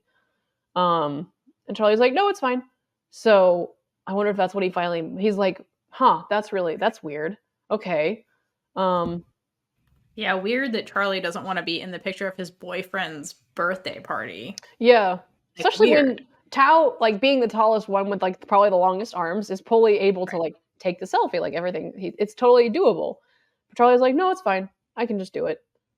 And then in the next scene is when we see another moment. This is when the guys are in like, I think it's like the rainforest is what it looks like. They're in like the rainforest area. Yeah. And it is the girls and Darcy, Tara, Imogen, Sahar. There's like a lady who's just like walking past them, who's another guest there. She just goes, excuse me, ladies. Very, very polite. Like, just, I'm getting past, excuse me. But this immediately, Darcy is just kind of like, ladies. They get the ick from the lady, from being called lady. And Tara immediately picks up on this, and she goes, does it bother you? Because the other girls are just like, it doesn't bother me. And it's like, I've always been called a lady, it's fine. And Tara's like, does it bother you? And Darcy's like, yeah, I'm not a lady. And Tara, like, she obviously picks up on it, but she doesn't try to press Darcy on it. She kind of is just like, okay. Which I feel like, I wonder if they were alone, maybe she would have asked, but since they were like with their friends, obviously she didn't want to make Darcy uncomfortable, which another thing I love about Tara, she just is very, very respectful of Darcy's like journey. She doesn't try to make Darcy admit to anything or anything. She just keeps her, like, she just continues being the supportive partner for her in whatever way Tara she can. she's really emotionally intelligent. like, she picks up on like a lot of like, not only is she like book smart, but she's like got that body language reading, emotional, like street smart kind of thing too, where she like, I think is good at reading people and good at knowing when to push things and when not to. And anytime they have difficult conversations, like Tara's really good at navigating those conversations, especially when they're like emotionally charged ones, potentially, like just like this, where she's like, okay, she's just very mature in an emotional state, which is not always I mean, look at Tao. Tao doesn't have that. He's on a journey. He's developing. But like Tara is like the peak spectrum of like emotional maturity. And it is a good example of like her displaying those skills. With society, we want to label everything. And I feel like Tara isn't like that. Like, she doesn't need to know fully what to label Darcy right now. She wants to let Darcy figure out what's going on. And if Darcy has a label later, that's fine. But this is just Darcy. And I feel like that's how Tara's treating them. Yeah. Yeah. I also remember in season 2, I think it was Tara literally says when they're talking about prom, she's like, you could wear a suit. So I feel like this has been a thing for a while now where Darcy does not like dresses. Darcy does not like dressing up, feminine. So this has been going on for a while. And Tara's just kind of gone with it. She's like, whatever, this is you. Yeah. This is who you are. So and that's something I've always appreciated about her. She just kind of doesn't even, at first she didn't even think about it. She's just kind of like, oh yeah, Darcy doesn't like feminine stuff. Cool, whatever. Right. That's just Darcy. Yeah. Great. Moving on. So the fact that she's been so supportive, if anything, enabling Darcy, in the best way from day one. Way, yeah. It's like, we love it. And then of course, followed by Tao and Isaac. These boys. They butt heads. There's a little bit of an argument that happens in this rainforest. Oh boy. And of course, it escalates to the point that everybody can hear them, so it's very awkward. Tao calls Isaac bitter for being single, and Isaac says Tao just hasn't been a very good friend lately because he's been only focusing on his relationship. And Tao, as a last jab at Isaac, asks, well, if you're so upset about being single, what happened to James? Ooh. And so that makes Isaac walk away. He's like, nope, we're not talking about this because, first of all, Isaac knows why it didn't work out with James, but he doesn't told the group except for Charlie. And he's like, this is not the time for me to divulge this information. This is not the time for me to come out to these people, not in this setting. So he walks away. And of course, everybody stares at Tao. And I freeze framed on it. And Darcy is just giving like the most uncomfortable stare at Tao, and then like looking from side to side, like, and Nick is like, Nick's got his arms crossed, like in a very Nick pose, and he's just looking at Tao like, what the hell, dude?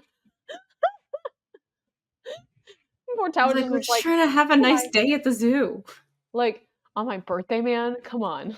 Right. Oh, these boys. The thing is, like, they're both defensive, and like the things they said weren't untrue. Like Isaac, there is bitterness in Isaac at this moment.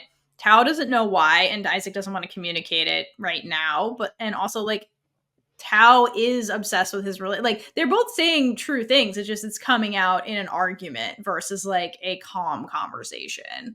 Like, and like, there's been tension brewing between, not necessarily between the two of them, yeah, but like Tao and the friend group, and then Isaac and the friend group because of these, like, the secret Isaac's keeping about himself that he's processing and figuring out, and then Tao, like, is completely blinded by his relationship. So, like, unfortunately, like, they're boys, I guess, and this is kind of how it came to a head in an argument. Like, this happens sometimes, and just when people are avoiding talking about stuff. But, like, there was truth to what they were both saying, unfortunately.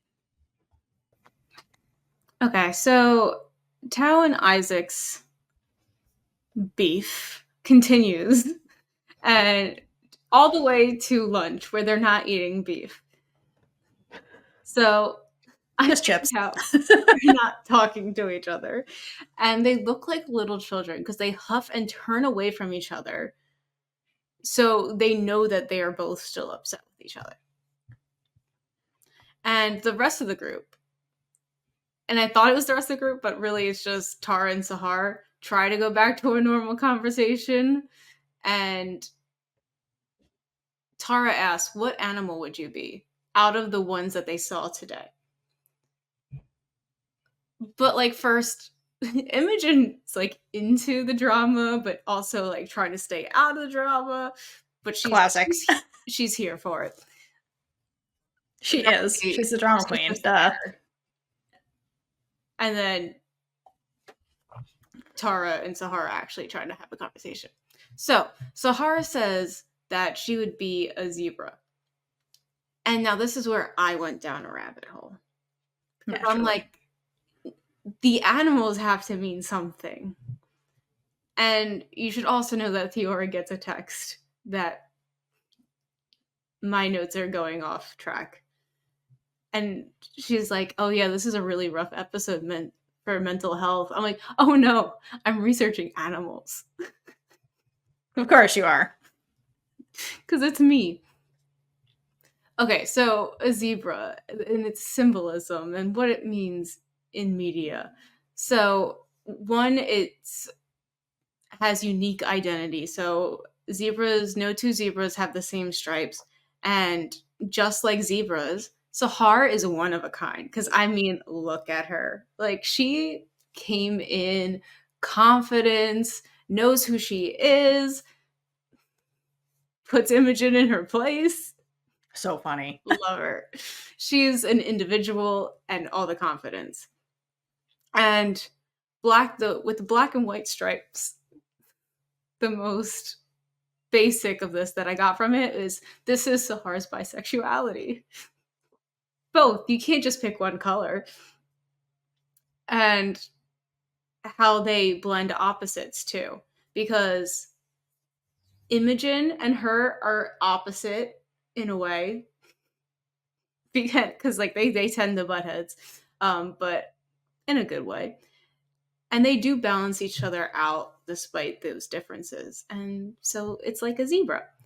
And then zebras have confidence and strength. They defend themselves when needed. And Sahar does that as well. And it wasn't really her defending herself, but when Imogen says that they're both allies and Sahar's like, I'm bisexual, like it was just so matter of fact and being like, she was defending who she is and she's unafraid to speak her mind. So she is a zebra.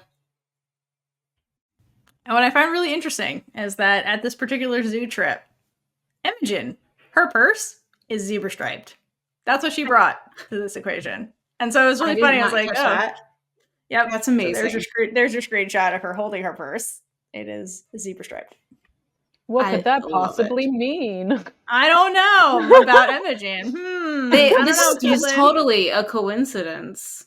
No, they don't plan anything on this show. They don't do anything. The props department never does anything on purpose. No, they've been sleeping on the job. Just to be clear, that was fully sarcastic for anybody listening. Like, no, the props department, phenomenal. Literally just went off on a tirade how they purposely put flag colors in the rooms when they're having conversations about stuff. For so real. Like, yeah. Oh, yeah. So Tara says that she would be a rhino. I'm like, these are very interesting animals. I mean, obviously it has to be the ones that they saw today. But rhinos, they are strength and resilience. So they're powerful and tough, and they're known for their ability to endure harsh conditions. And Tara embodies this strength through like facing society. She stays true to herself, having to be the strong one in the group, to be there for Darcy, resilient through like all the pressure that's put on her. Rhinos are guardians. Rhinos are also symbolize protective and grounded. They're calm, stabilizing presence, and Tara mirrors this by also being there for Darcy, offering comfort, and just being reliable for her friends. And rhinos are often seen as symbols of ancient wisdom. And again, Tara, the emotional maturity, she's so mature, wise beyond her years. Wish she could just be a kid. So, Yeah, that all coming tracks. to the Animal Planet section of Heartstopper. Yeah, no, that all tracks. That all tracks. So while lunch is going on, Charlie is struggling and again squeezes his arm. And Nick tries to get him out of this and ground him by putting his hand on top of Charlie's hand that's squeezing Charlie's arm. And Nick asks Charlie if they should go somewhere quieter. And this is where Charlie snaps at him and says, "No, I'm fine." And they both look stunned after he says this because this isn't like him and they both know that. So again, we're just seeing more effects of this eating disorder that's become too much, and so much is just changing. Yeah, and I think this is Charlie's OCD escalating, because if you think about where they're at right now, they're at Nick's birthday party, the thing that's supposed to be perfect. And Charlie, I think, feels like because he's not perfect, he's ruining the party. And if he has to leave the lunch with everybody, because remember, he gathered everybody for Nick. Like, they easily could have just had a trip, the two of them, without the friends, and Nick would have been fine with that. But Charlie's overcompensating and trying to make this overly perfect in his brain. So I think that, like, part of the snapping is like, no, if I leave, I'm going to ruin the party, and I'm trying to make this perfect so that everything can be perfect, so that I'm not broken, blah blah blah. And like, I think this is the OCD, like, why he refuses to actually leave this table. Because he's on a mission to keep up appearances or like make this perfect for Nick. So he's like overcompensating in a lot of ways, and like it's very evident from Nick, who's been watching this behavior, that like Charlie isn't okay. Charlie does need to get away. Charlie needs energy, like, but the OCD has a grip on him at this point, and like it results in him snapping. And I think that's like a manifestation of like the bad thoughts in his head, and he's just tired of fighting it and like snapping now. Yeah, I mean, it's a lot. Mm-hmm. Definitely. For this next part, I wrote Tara, but I think it's Elle, right? Yes. Elle tells Isaac and Tao that this is uncomfortable because no one wants to be around two people who don't want to be near each other and talk. Who are overtly sulking at the table. Like, look at them. Look at their body language. They're making this uncomfortable for everybody else. They are ruining the party. It is not their party, and they cannot cry if they want to. Right, exactly. What? That's not right. No, that doesn't happen anymore. That used to happen all the time. Poor Kaitlynn. What the hell? It's been a rough day. All right, Theora, it's your turn to have camera problems now. All right, let's do this. Oh no!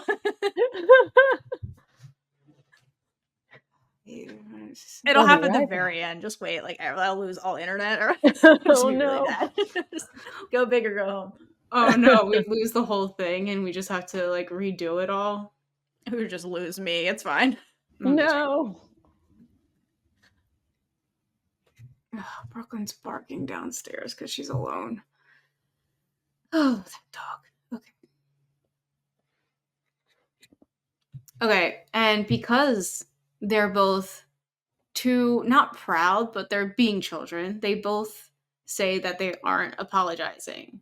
And like they both say cool, and then Tao, being Tao, has to be bigger than everybody else, and it was just like cool. Great job, Tao. So mature. So mature. This is why we go to Tara first.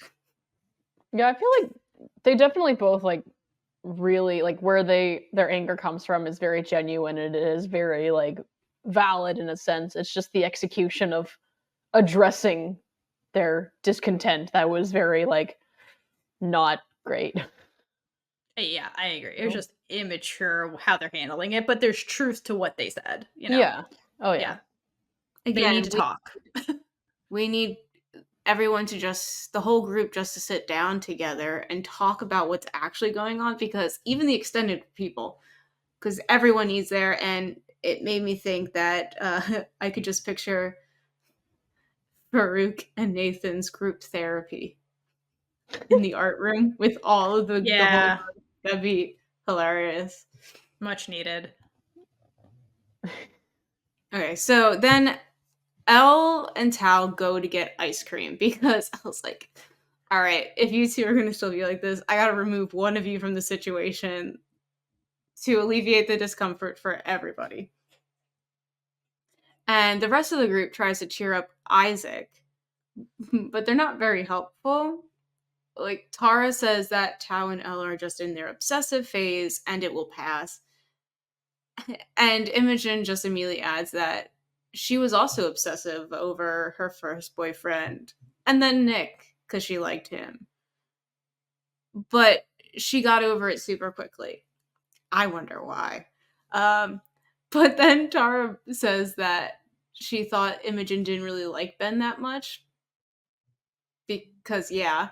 And Imogen admits that she doesn't know if she liked him that much, and that she just liked the idea. But we'll talk more about that in a later episode. Yeah, and the key dialogue from this is when she says, I like the idea of having a cool boyfriend. Like, so she was just seeking, like, status from having a cool boyfriend. And that was what she was really happy with, not the partner part. So that's, like, important because of, like, the way her journey turns into the comp het story, which is so important, and it's never told. It's like never really told well because like it's such an ingrained, indoctrinated thing in the society in which we live in, and like English society as well. To like have Imogen saying these things that are unconscious because that's indoctrination, like comp het stuff. So like her dialogue is so important that like she's like, I was really just chasing the status is really what she was after, and that made her happy, was having that status because that's something you're supposed to want to have, you know.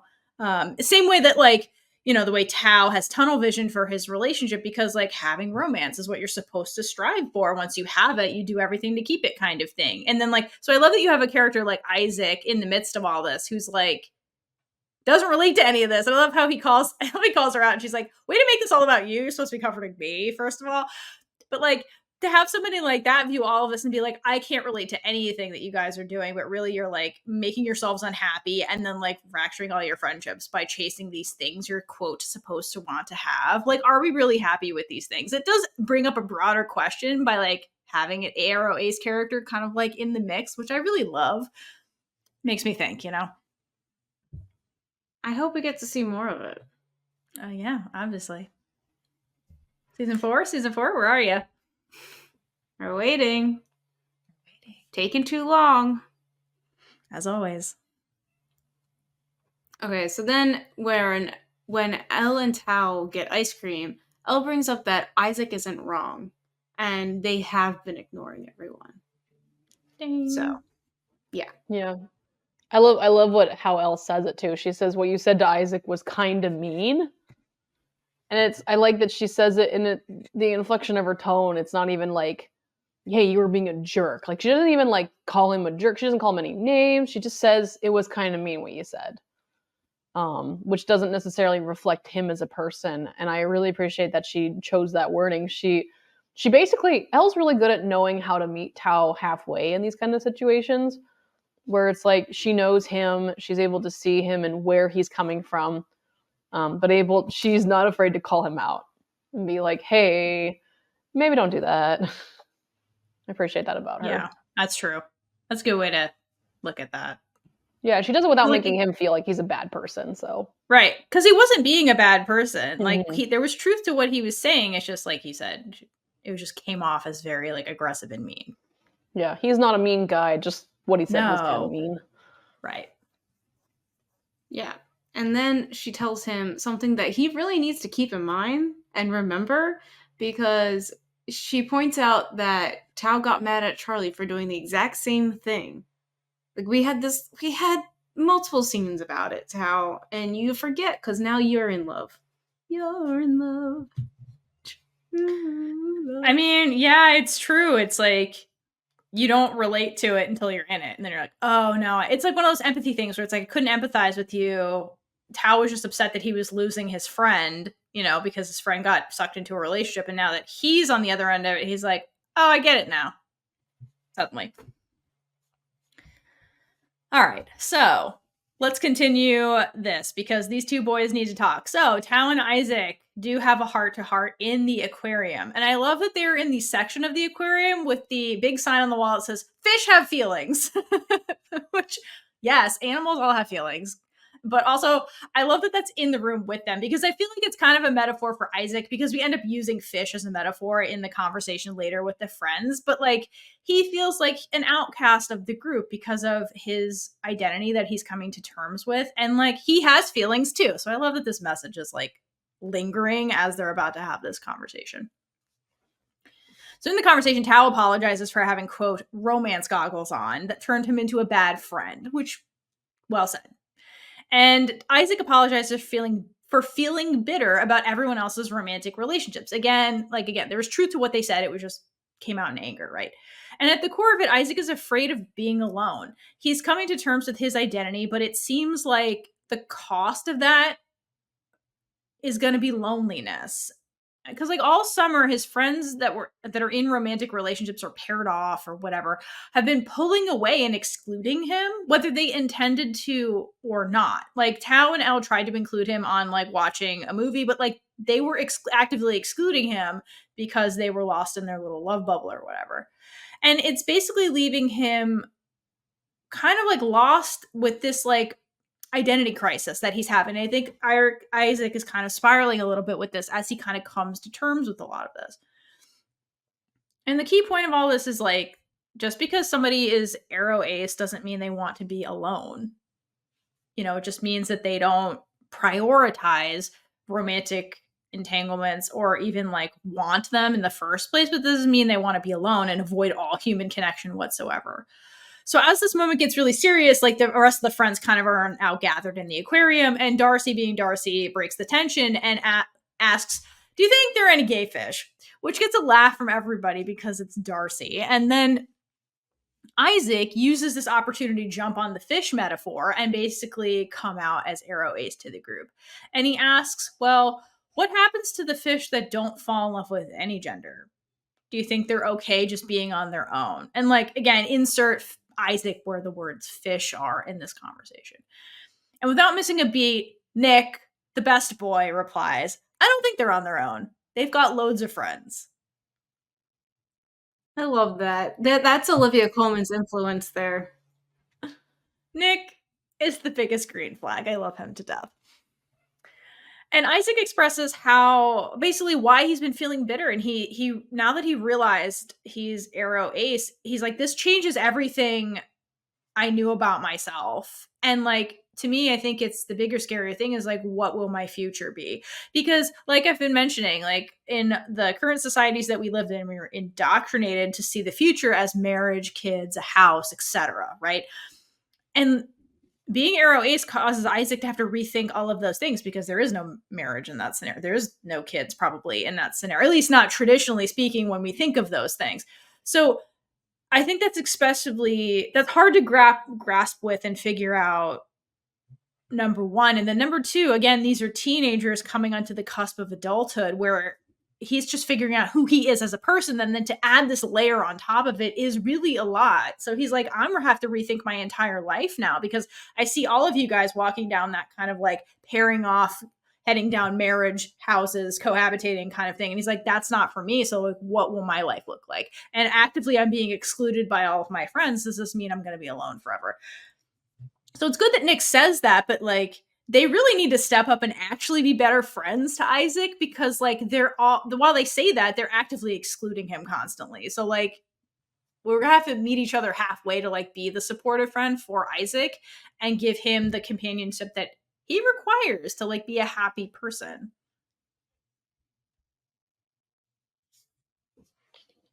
Yeah, I love during this whole thing, when Isaac is like basically saying like this has basically changed everything about that I ever understood about myself. Nick basically says like it's okay to be upset, and he admits to having cried when he did the "Am I Gay" quiz Oh my back in God. season 1. He admits this in front of That's so funny. everybody, and given Charlie's reaction, it seems like he and Charlie have already talked about this, which I'm kind of sad that we never saw that. Oh, that's so But true.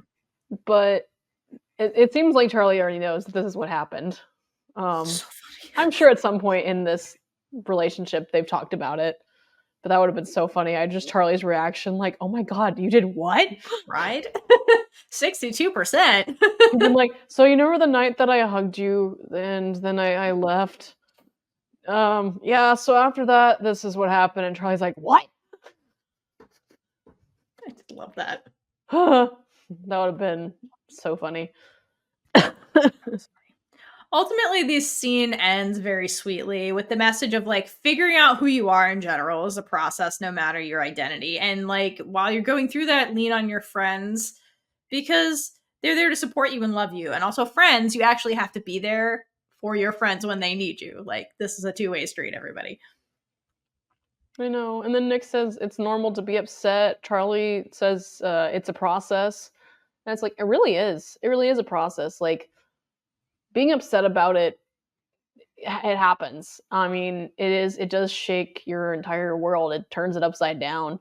But being upset can be the first step towards accepting and loving yourself. So people who, I mean, we look at Mr. Farouk. I don't know if he ever went through like, because obviously he didn't figure out he was gay till his 20s, but like, did he ever have a time where he had all this internalized homophobia? Possibly.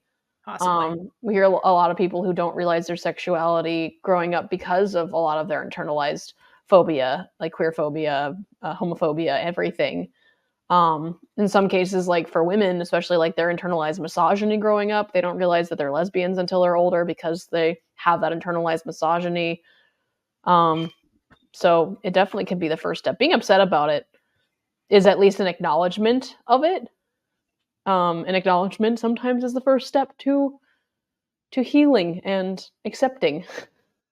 Oh, always, absolutely. That's a really good point. So now that we've resolved the friend situationship, everyone kind of like migrates out of the aquarium except Charlie. Charlie goes to sit down on a bench, and Nick sits next to him because Charlie has no energy and he needs to rest for a minute. And now that the romance goggles are off, Tao notices that Charlie's behavior is not normal and he's worried that something's wrong. So he finally, like, now that he sees Isaac, he sees Isaac's pain, he's acknowledged it. Now he finally sees Charlie and he's like, what the hell is going on with Charlie? And what does Nick know? Because Nick's with him.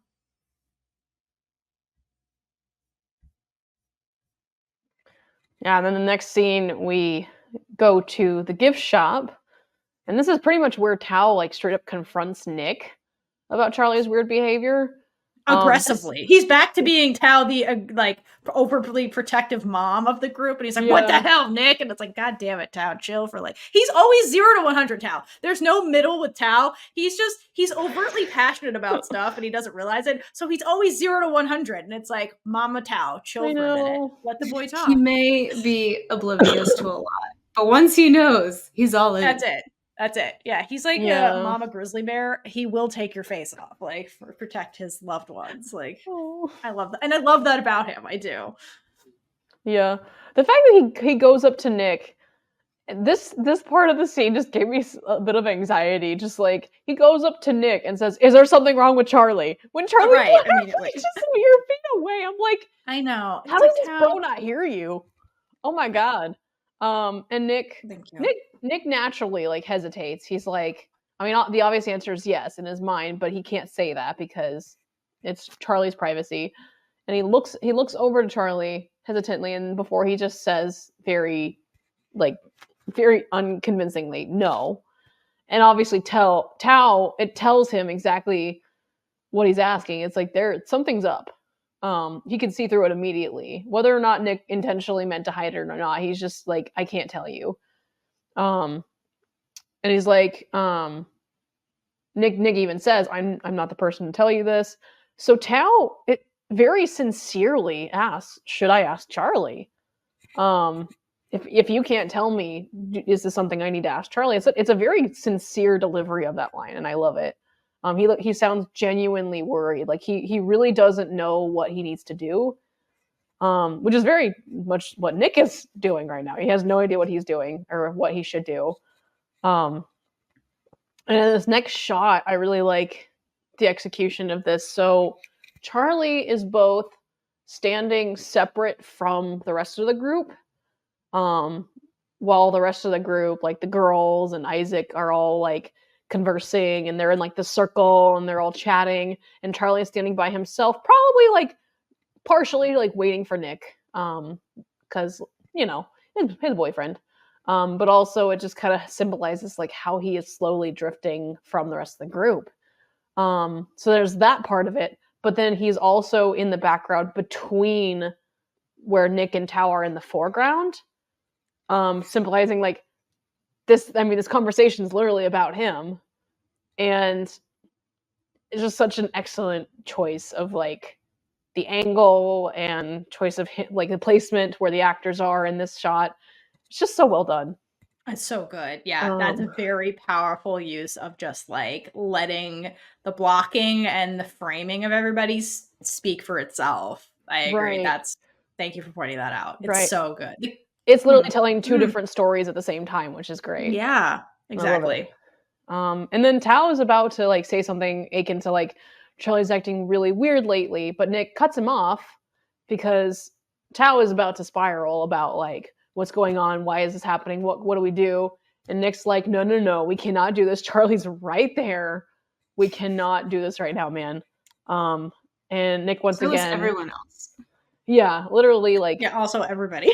This is not the place to cause a scene. So Nick basically like, oh my gosh, what's the word? De-escalates it before it gets anywhere. And Tao is like, he says, I can't talk to you about it, or you can't ask him about it. And Tao's like, why not? And Nick's like, because he can barely talk to me about it.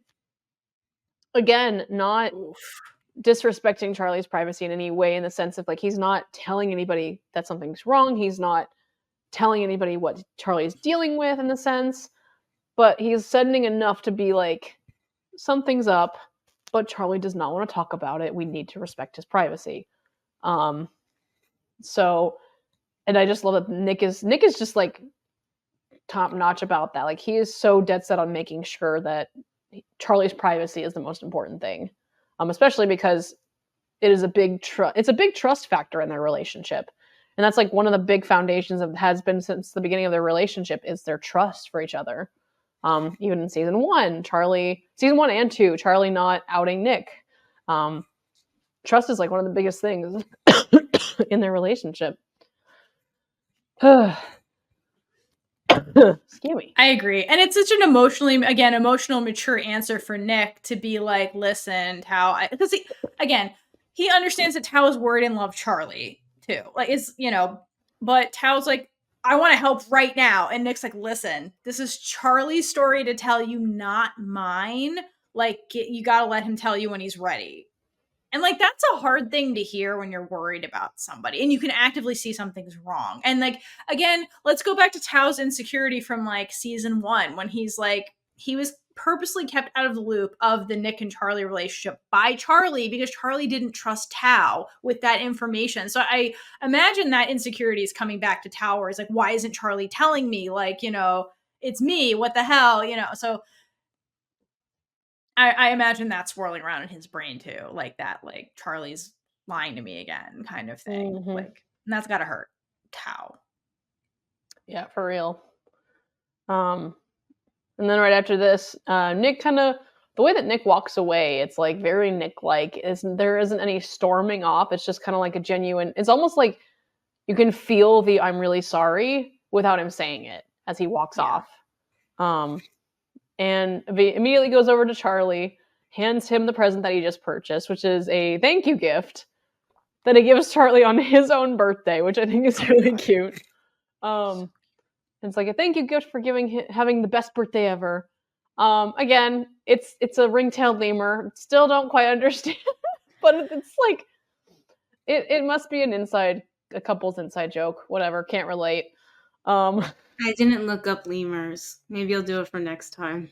I kind of tried to.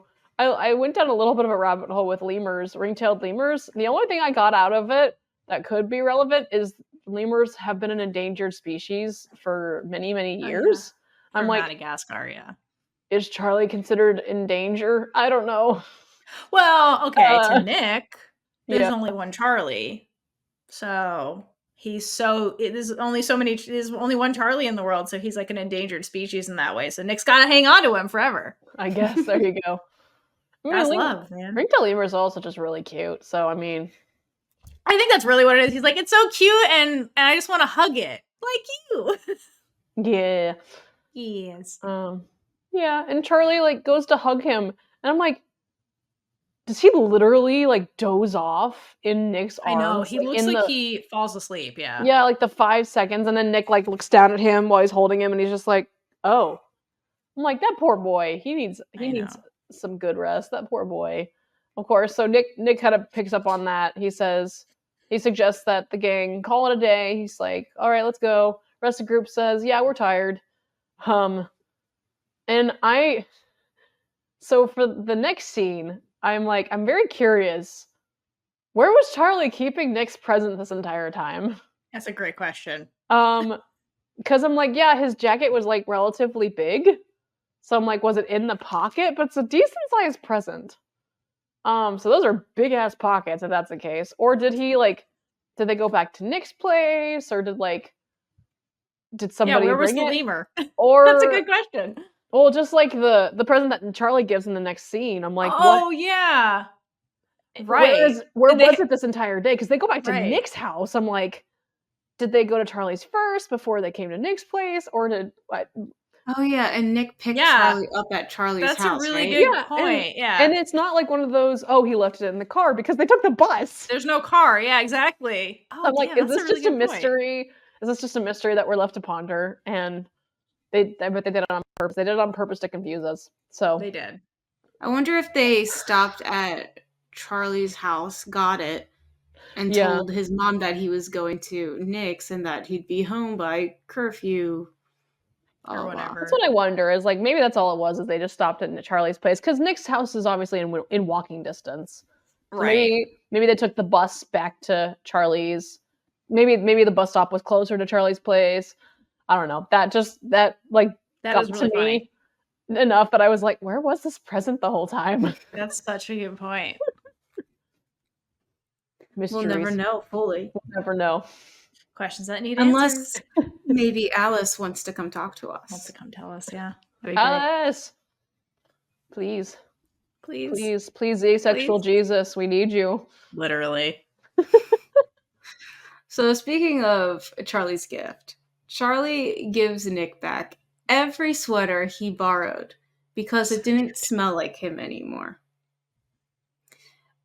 I just think it's impressive how many fit in that bag, though. Yes. It was a clown bag. You just get pulling them out. This is so cute. This is like straight from the comics, too, and I love it so much. It's so cute. Yeah. And here we have season 3's iteration of one of them tackling the other.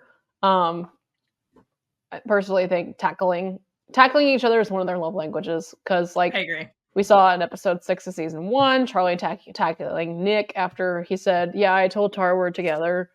And then season 2, it was like, there were a couple different times I think one of them like sort of tackled each other in season 2. Like when Nick like yanked Charlie down on the bed in was it episode 4? Episode 4, I think. I think so. It was in Paris, right? Yeah. It's like right before he accidentally gives him the hickey and everything. Oops. And then this is season 3's version. Again, is it Heartstopper if there isn't any tackling? No. They love consistency. Consistency and artistry. Tackling's a love language. It should be. It is.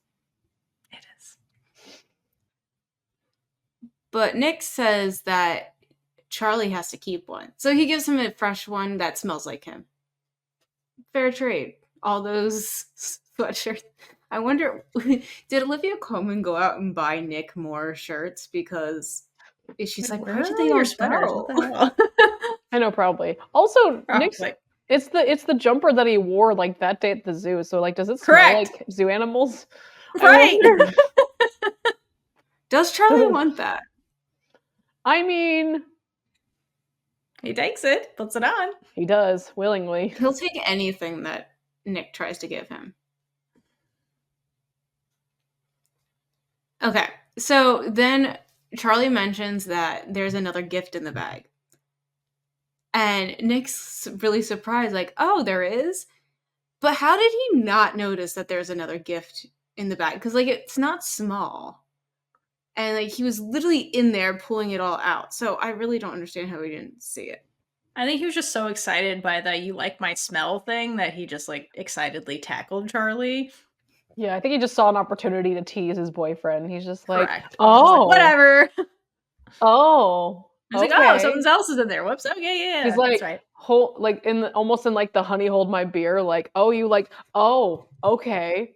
Yeah, exactly. Hormones. The answer is hormones. Yeah, there you go. Okay. So Charlie's actual gift is a memory book, and there's only one photo, and it's of them at the beach together. And he did this because Nick had given him the photo of them with Nellie in the snow. So contrasting experiences, but still memory together. But again, there's only one, and the rest of it's blank because they still need to make those memories. And the good thing about this is that Charlie is hopeful enough when he thinks of Nick to think about a future together with him. So that's really big when you are dealing with all of this stuff. And the book may be part of the gift, but the other part is a promise that they will be together for the future to create more memories, which I feel like is more meaningful than anything you could buy. Yeah, it's so sweet. One of my favorite things in this scene is the revamp of the music in this scene. So this theme is like, it's one of, I guess it's one of Nick and Charlie's just like themes, this song, because it's played a couple different times throughout the seasons. It's the same song that played in the montage in episode 1 when Nick and Charlie are saying hi to each other a million times. And then in season 2, it's in the hotel room scene in episode 6, after they come back from Tara's party and they're like having their little pillow fight. It's the same music. Both of those situations, like very different points in their relationship. But this one in season 3, in this scene, the key has changed. It's been revamped and it's in a lower key and the tone is much softer. It's much gentler, which some would say this scene is very soft as a whole. So I'm like, it's so great. It's just another part of their theme of like Heartstopper reusing or revamping the same music, but making it fit the scene. It's like one of my favorite things that they do. So Addie's Car Chase is just an amazing artist. Like they chose the perfect person to do this show. Yeah, the music in general is very powerful. Even the music they use from other artists, it's all very purposeful. And to your point about the specific scores for the show, it really evolves as the character evolves, but there's the essence of Nick and Charlie that's still there because at the core, they're still Nick and Charlie, regardless of what transformation they go through. So, like, the music reflecting that is really powerful.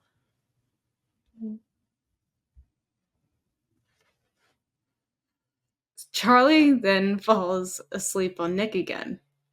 Like, this poor boy just needs so much help. And Nick spends the time scrolling the only social media app. Granted, there is Tumblr now, thanks to Tori. But Instagram. And he comes across Charlie's post, and the caption is "Perfect Day." Now, we and Nick know that Charlie is trying to overcompensate when he says things are perfect. So, poor Nick is just so worried about him. The fact that Charlie isn't even looking at the camera, he's only looking at Nick. He's only focusing his attention on Nick, even in the pictures that he willingly is in. Just I think it just says a lot. Like that's where his focus was all day, obviously. So yeah. It's like Charlie was there, but he was like not present. He was there, but not present, kind of thing. Yeah, for real. And Nick is so consumed by this worry for Charlie in every single second, and he revisits his postcard where he wrote down the notes that he made talking to Olivia Colman 2.0. And you just see the weight that this has on him. It's not just Charlie going through this. Like, it is indirectly Nick, because Charlie is always like, he's okay as long as Nick's there. But that is putting it on Nick to be strong and be there for him, even though he doesn't know exactly what to do. And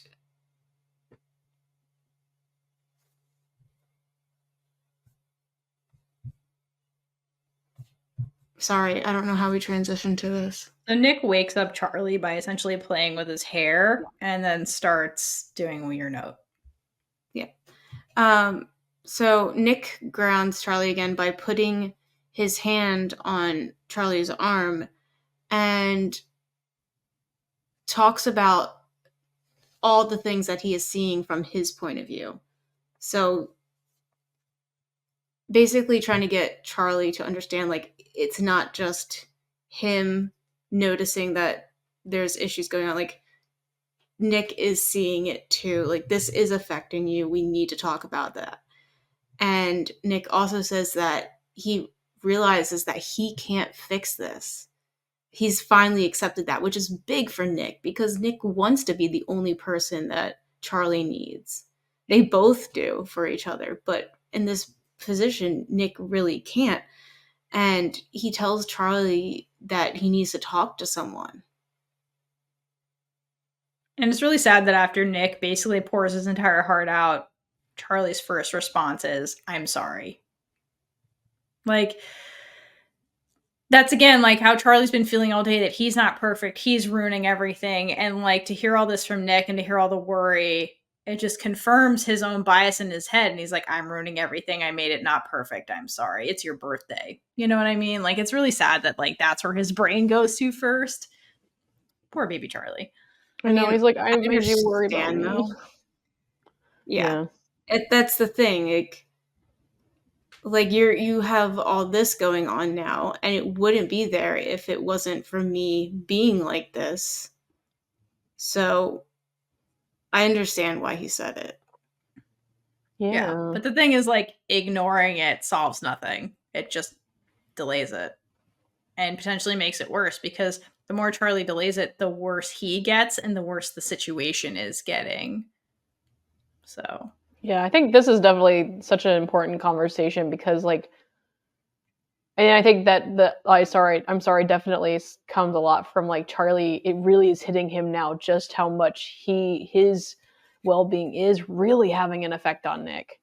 Yeah. And I think because Nick is saying all this, he's just like, oh shit. Like, I was really trying so hard to not make him worry, and if anything, it made it worse. I've made him even more worried. Oh no. So, yeah. And this makes him cling to Nick, because now he's indirectly burdening him. I feel like he's probably worried that Nick is gonna like leave, or like he's gonna lose him somehow. So like Charlie is just holding on to him, and that he tells him that he doesn't think he can get better. And he was also worried that his parents will think he's just faking it or get angry with him, which granted, I don't blame him for like being scared about, like, even if you know how your parents are going to react, that's still, it's the same thing with coming out. Like you never know how someone's going to react, but in his case, his mom doesn't understand him, or maybe understands him a little too much, to the point where there's too similar for her to be understanding with him. So there is a real possibility that they could get angry, that he's Yeah, I mean, willing to do this. he doesn't feel safe in his house is kind of the thing. Because, like, there is a humongous lack of communication in his household. Like, they talk, but nobody's really listening or hearing each other, and there's really no communication. Everybody's kind of secretive with their own stuff. So, like, yeah, to be fair to Charlie, exactly your point. Like, he is afraid of telling them because he doesn't know how they're going to react. Because when he tries to communicate with his mom, it just blows up into arguments. The dad is like absent. Like, he shows up to be like dinner time, but like, where's the dad ever? He's not super supportive of either of his children, really. From what we've seen on screen, he just kind of hides. And so, like, he feels alone. And then there's Tori, who like is there, but like also doesn't know what to do. So it's very scary, the whole thing. And so, like, it's good that he feels like he can kind of talk about this to Nick, at least. So I love when Nick's like, well, let's do it together. So you're basically not alone in this confrontation that like really needs to happen because you're a child who needs help to get through this. Like, you need your parents to help us like move past all this and things like that. So Nick comes home with Charlie to confront the parents. And when they enter the house, from the doorway, basically Charlie calls mom, dad, and then they call like, yeah, we're in the living room. And like, Charlie, once he hears that, freezes. And they're at this point, they're obscured by the walls. The parents can't see them yet. And he looks terrified, like absolutely terrified to go do this thing. Like, he made it to the house with Nick, but he's still terrified because it's big and scary. Like, even though Nick's there, like, Charlie is still the one that has to do this. And that's really intimidating and really scary. And to Charlie's credit, what he's about to do requires a tremendous amount of bravery, which I imagine is something he doesn't feel in this moment. So, yeah. Oh, yeah, this scene. Yeah. Oh my god. It's I knew I was going to cry a lot this season, but I was like, this episode, I was fine until like I thought the last scene in Nick's room, I was going to lose it because of the comics. It made me cry. I was like, oh no. But I was fine. Oof. And then the song Complex starts playing, and the lyrics start, like, she starts singing the lyrics, and I was gone. It was over for me. I was like, how dare. I know, what an ending scene. This ending scene got me. In our reaction video, I'm literally crying, and Theora and I had to take a break because I started crying way too much. So I got a panic attack after watching this ending. No. But it just shows you how moving this show is and real, and it makes you feel things. I know, and whoever picks the music, like itself. Yeah. Whoever decides the actual like soundtrack of like the non-score music, like whoever decides it like really knows how to capture the emotion of the scene, even if like the lyrics are not like completely one-to-one for the scene that's happening. Like the energy, like the idea of the song is very much there, but also just the musicality, the actual orchestration of the music. It's just so perfect to encapsulate what's going on in the scene. Yeah, I couldn't agree more. Yeah, everything about it. This was quite a scene to end this episode with. So when Charlie gathers his courage and goes into the room with Nick, and they sit down on the couch, and the parents don't seem to think much of this. At first, they're like, why is Nick here? You know, just doing typical parent stuff. And then Charlie and Nick sit on the couch, and the way Nick is sitting with his entire side leaned up against Charlie, he has this very like, I'm here, like protective body language. That coupled with this letter that Charlie shows up with saying, I need to talk to you. I wrote this down because it's hard. And then they're like, oh shit, whatever's happening right now is serious. And so Charlie tells them about his mental health struggles and his difficulty with eating. And he admits that he knows this has been going on for a while. And it really took him a long time to admit it to himself that this was going on. And now he's at the point where he wants to go see a doctor. He wants to get better. He needs help. He's asking for help. Okay. And as they listen, the parents, their faces start changing. So dad's face goes immediately to just worry. Like, I can't believe this is happening. Worry, hand on the mouth kind of thing. Mom has more of a face journey where she is worried, but also looks kind of guilty. Almost like she saw the signs, but never put the pieces together or ignored them or just kind of feels like a failure in this moment where she's like, damn, I saw stuff, but I didn't do anything. Fuck. Like, she looks more guilty about it. Where it's like, that's why I'm like, where's dad? Like, is dad paying attention to his kids? Because he's watching this like, oh my God, brand new information. Whereas mom's like, yeah, I saw some signs. Shit. This was worse than I thought it was. I thought that he was just angry or acting out, or he'd grow out of it or whatever. Because their relationship is like explosive. But like, no, he needed help and I failed him in a way. Whereas like, dad, where you been?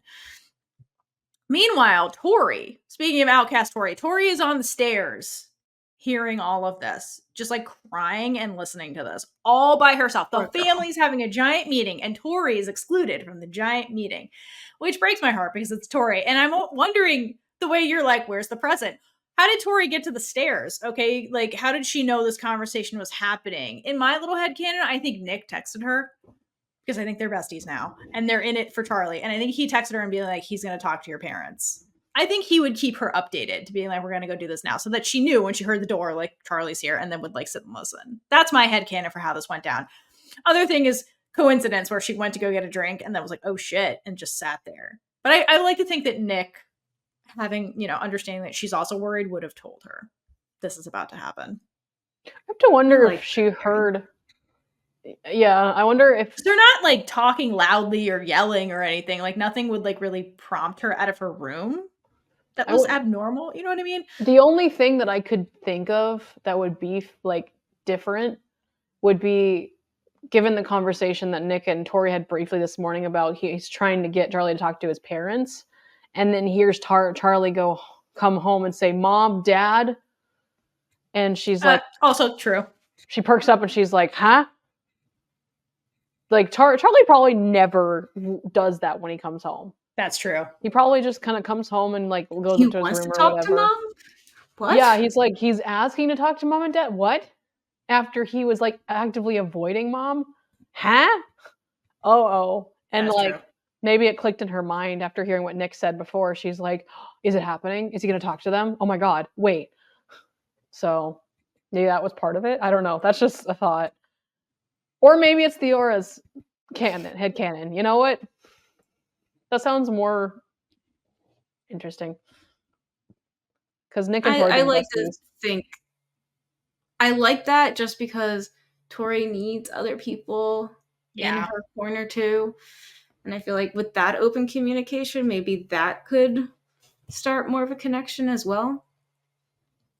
But the way Charlie says, I want to get better in this conversation, it breaks me so much. Because it's too much. And like this, you always get to this breaking point of when it becomes too much and you're just like begging, basically. And then,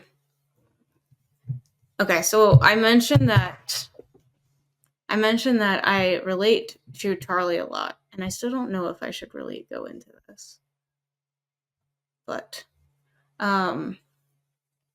I mentioned it before, I believe, when we were talking about the graphic novels. And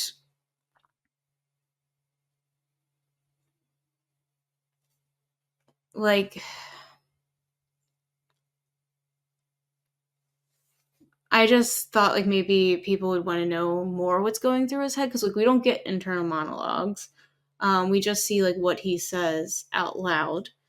So this, like, maybe this will give people some insight into like what he's thinking. So like, what does it feel like when you're going through this? It feels like I wrote this, by the way, during that panic attack right after watching it. So this is all like what I remember and like in that moment. So like, it feels like you can't tell anyone because then they will feel sorry for you. They won't want to be your friend. You will become too much for them. You aren't happy and cheerful enough to be around. And again, then when it becomes too much, like how Charlie feels at the end of the episode, Charlie has been dealing with so much on his own for such a long time. Some people saw the signs, but they let it go because they thought things would get better with time. It's not until it is pushed down enough times that there's no hiding it anymore. The emotions explode like we saw with that one scene with the food, the animation was like basically blowing up, and you feel like a failure, you feel trapped, and you don't know where to go. Your skin feels like it is suffocating you. You want to tear it off. A reason I think Charlie grabs his arm every time his eating disorder becomes an issue for him. You just want everything to stop, but you also just want someone to tell you that you are okay, that you aren't a burden, they still love you and understand you. And once it exhausts you, you feel numb and you think back to everything that just happened, and then you feel like even more of a burden. And then you tell yourself, your feelings don't matter. Focus on those around you. Try to control things you can and make them perfect. There have been multiple, yeah. So, like, again, I relate. And there's been multiple times now where Theora has made a comment with me that I'm trying to Charlie Spring her because I do it a lot. And I'm giving myself away now. But I find myself saying, but I'll figure it out. I'll be fine. It doesn't matter. Whenever I say something that is negative or indicating that I'm not okay, I don't want my problems to become someone else's. If I let my problems become someone else's, they are going to hate me. That's what my brain tells me. At the end of the day, it's the fear of losing those around you, especially when your circle is already small. And every single time I cry on this podcast, I feel like a failure. I failed at keeping my emotions inside, and I failed at not being professional. So that's what I wrote then. And then where Charlie is right now, I wrote something that I think relates to him. So this was a few years ago, and I'm exactly where Charlie is right now, not the eating disorder part. And I wrote, sometimes you wish the people around you saw the signs sooner, but you like to push things down and help others before yourself. You know you need help, but it's really hard to get it. You know what you need to do, so why don't you want to do it? You are really scared, like really, really scared. You don't want to have to go to inpatient, but you know you have to.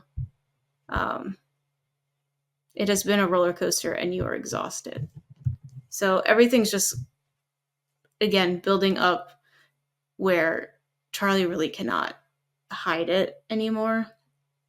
And he needs to just face everything and turn to people who can actually help him instead of keeping it all in. And I hope that was relevant. No, it definitely was. And like it takes a lot of bravery to do that, especially when you're in a very scary mental place to do it. So it's very, very difficult to do. And we saw that with Charlie, like even in this monologue where he specifically says, I've had this for a while. So like he kind of knew also, but like we were saying, like it, you know, the first step is admitting you have a problem. And like he didn't want to admit that for like all the reasons you kind of stated. So like he's at an admittance stage and then like kind of still in denial even after accepting it. And now it's like he's going like the 12 stages of grief just like apply to so many things, you know, like accept it, denial, bargaining. Like he tried all the things and then he's finally like, I can't. It's too big for me. And that's hard. Like to admit something is too much for you to handle, but like some things are. And I think for Charlie, it was more so about seeing how it was affecting Nick and how it was actually affecting the person he loves the most. And he was like, okay, I need to get help. Probably, I think his big motivation was like, if anything, so that Nick is okay. That maybe that was part of his motivation to like be like, I need help so that he can be okay too. But at this point, getting worse. Even if it was part of that, I think Nick's like, fine, just as long as you're going to get help. Oh, yeah. Nick doesn't care. He's like, you do what you got to do. But I think in Charlie's brain, like, that's a tipping point to be like, I'm affecting other people. It's not just me because of everything you just said, where you're like, well, I got to make, because that was the whole birthday. He's like, I need to make it perfect for Nick. I need to overcompensate and make his life perfect. I need to control that. But he can't. And then he's like, wow, I can't. Despite my best efforts, Nick is also sad. Like, shit. That's the tipping point. So anyway, great ending. Thank you, Kaitlynn, for sharing. I appreciate your insight into this. I am appreciative that they even put this on screen because it really is important. I think more people relate than we realize to these kinds of situations. like no one talks about it because I mean they do more so now, but I mean it wasn't culturally acceptable. It still isn't for some people, and I really passionate about mental health and like that people do need to talk about it so people don't know that they're alone. So people don't go into more of a depression because they're depressed or something or have another thing going on with their mental health. So that's why I always talk about things. I didn't read one of the parts, but I was going to say like I don't want people to think that I'm trying to make everything about me or like get attention. It's just so other people know that they aren't alone. Yeah. All right.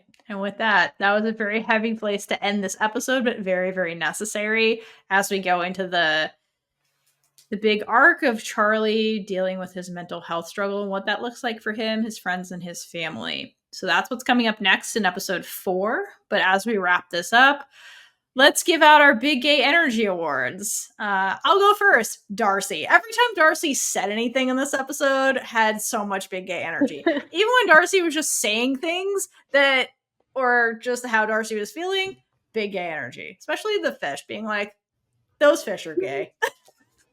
That was my favorite part. They're definitely I gay. love Darcy. I love Darcy so Jellyfish. much. So funny. I think somebody needs to make a montage or like an edit of Darcy just every time she says the word gay in all of Heartstopper. I From need like that in my season life, 1. actually. I'm here to get free with the local gays. I need an edit from when Darcy was like, I thought there was going to be fish going through the tunnel. Oh, the tunnel. Yeah, and then actually getting to see fish. Those fish are gay. Why can't we see fish? Oh my god, yeah, right? Imagine if there had been fish. Gay. Like really quickly. Put Darcy in a shark tunnel in just like some aquarium. I don't know if they have that. I'm sure there's some in UK, or like put them in the Georgia aquarium in Atlanta with the giant shark tunnel with the whale sharks. Whale sharks definitely gay. So gay. Look at that tail swish. I was just thinking about a couple ones. I'm like, Charlie gets some props for finally getting up the courage to ask for help, but also Isaac being open with his friends. Yeah. You know what? James knowing a romantic without Isaac having to say anything. That was important. I agree. And Nick for always being supportive. We had to give out many awards. Everyone is just. So you're like the whole episode. It's like the episode gets a big energy award. It's the highlights. That's the episode highlights. You just have to watch that. I'd say probably when Nick tackles Charlie, just because. Yeah. It's one of my favorite things. So it's just very cute. Them. It's very them. That's cute. You know what would have been the Big Gay Energy award to production if they had Nellie in this episode? I'm just saying. Nellie was in the beginning. Yeah, she was. When he was Nick said goodbye to Nellie before he went to school. He said, "I love you." You know. Yeah, he said, "I love you." Hi, Nellie. I love you. I get a Big Gay Energy award deducted from myself then because I completely forgot, even though I just watched it multiple times. That's okay, Kaitlynn. You can substitute your Big Gay Energy award for your secret word of the day. I was say it's okay. Yes. Echo can take your point. If you made it this far in the episode, we want to know. Use this secret word in either a comment or a review, or message us on social media. But you do you. So today's secret word is lemur. Yay! Do with that what you will. All right. Well, that concludes episode 303 of Heartstopper. We'll be back next time to talk about episode 4. And until next time, hydrate for Alice or asexual Jesus. And gay it up all over the place. Bye. Bye. Bye. And with that, we've been Big Gay Energy. If you like this episode, check out all our other episodes right here on YouTube. Please like, leave a comment below, and subscribe for more amazing, super gay content. If you'd like to support us, check out our merch store, or join our Patreon for early access to episodes, exclusive content, and so much more. Until next time, stay safe and hydrate for lesbian Jesus.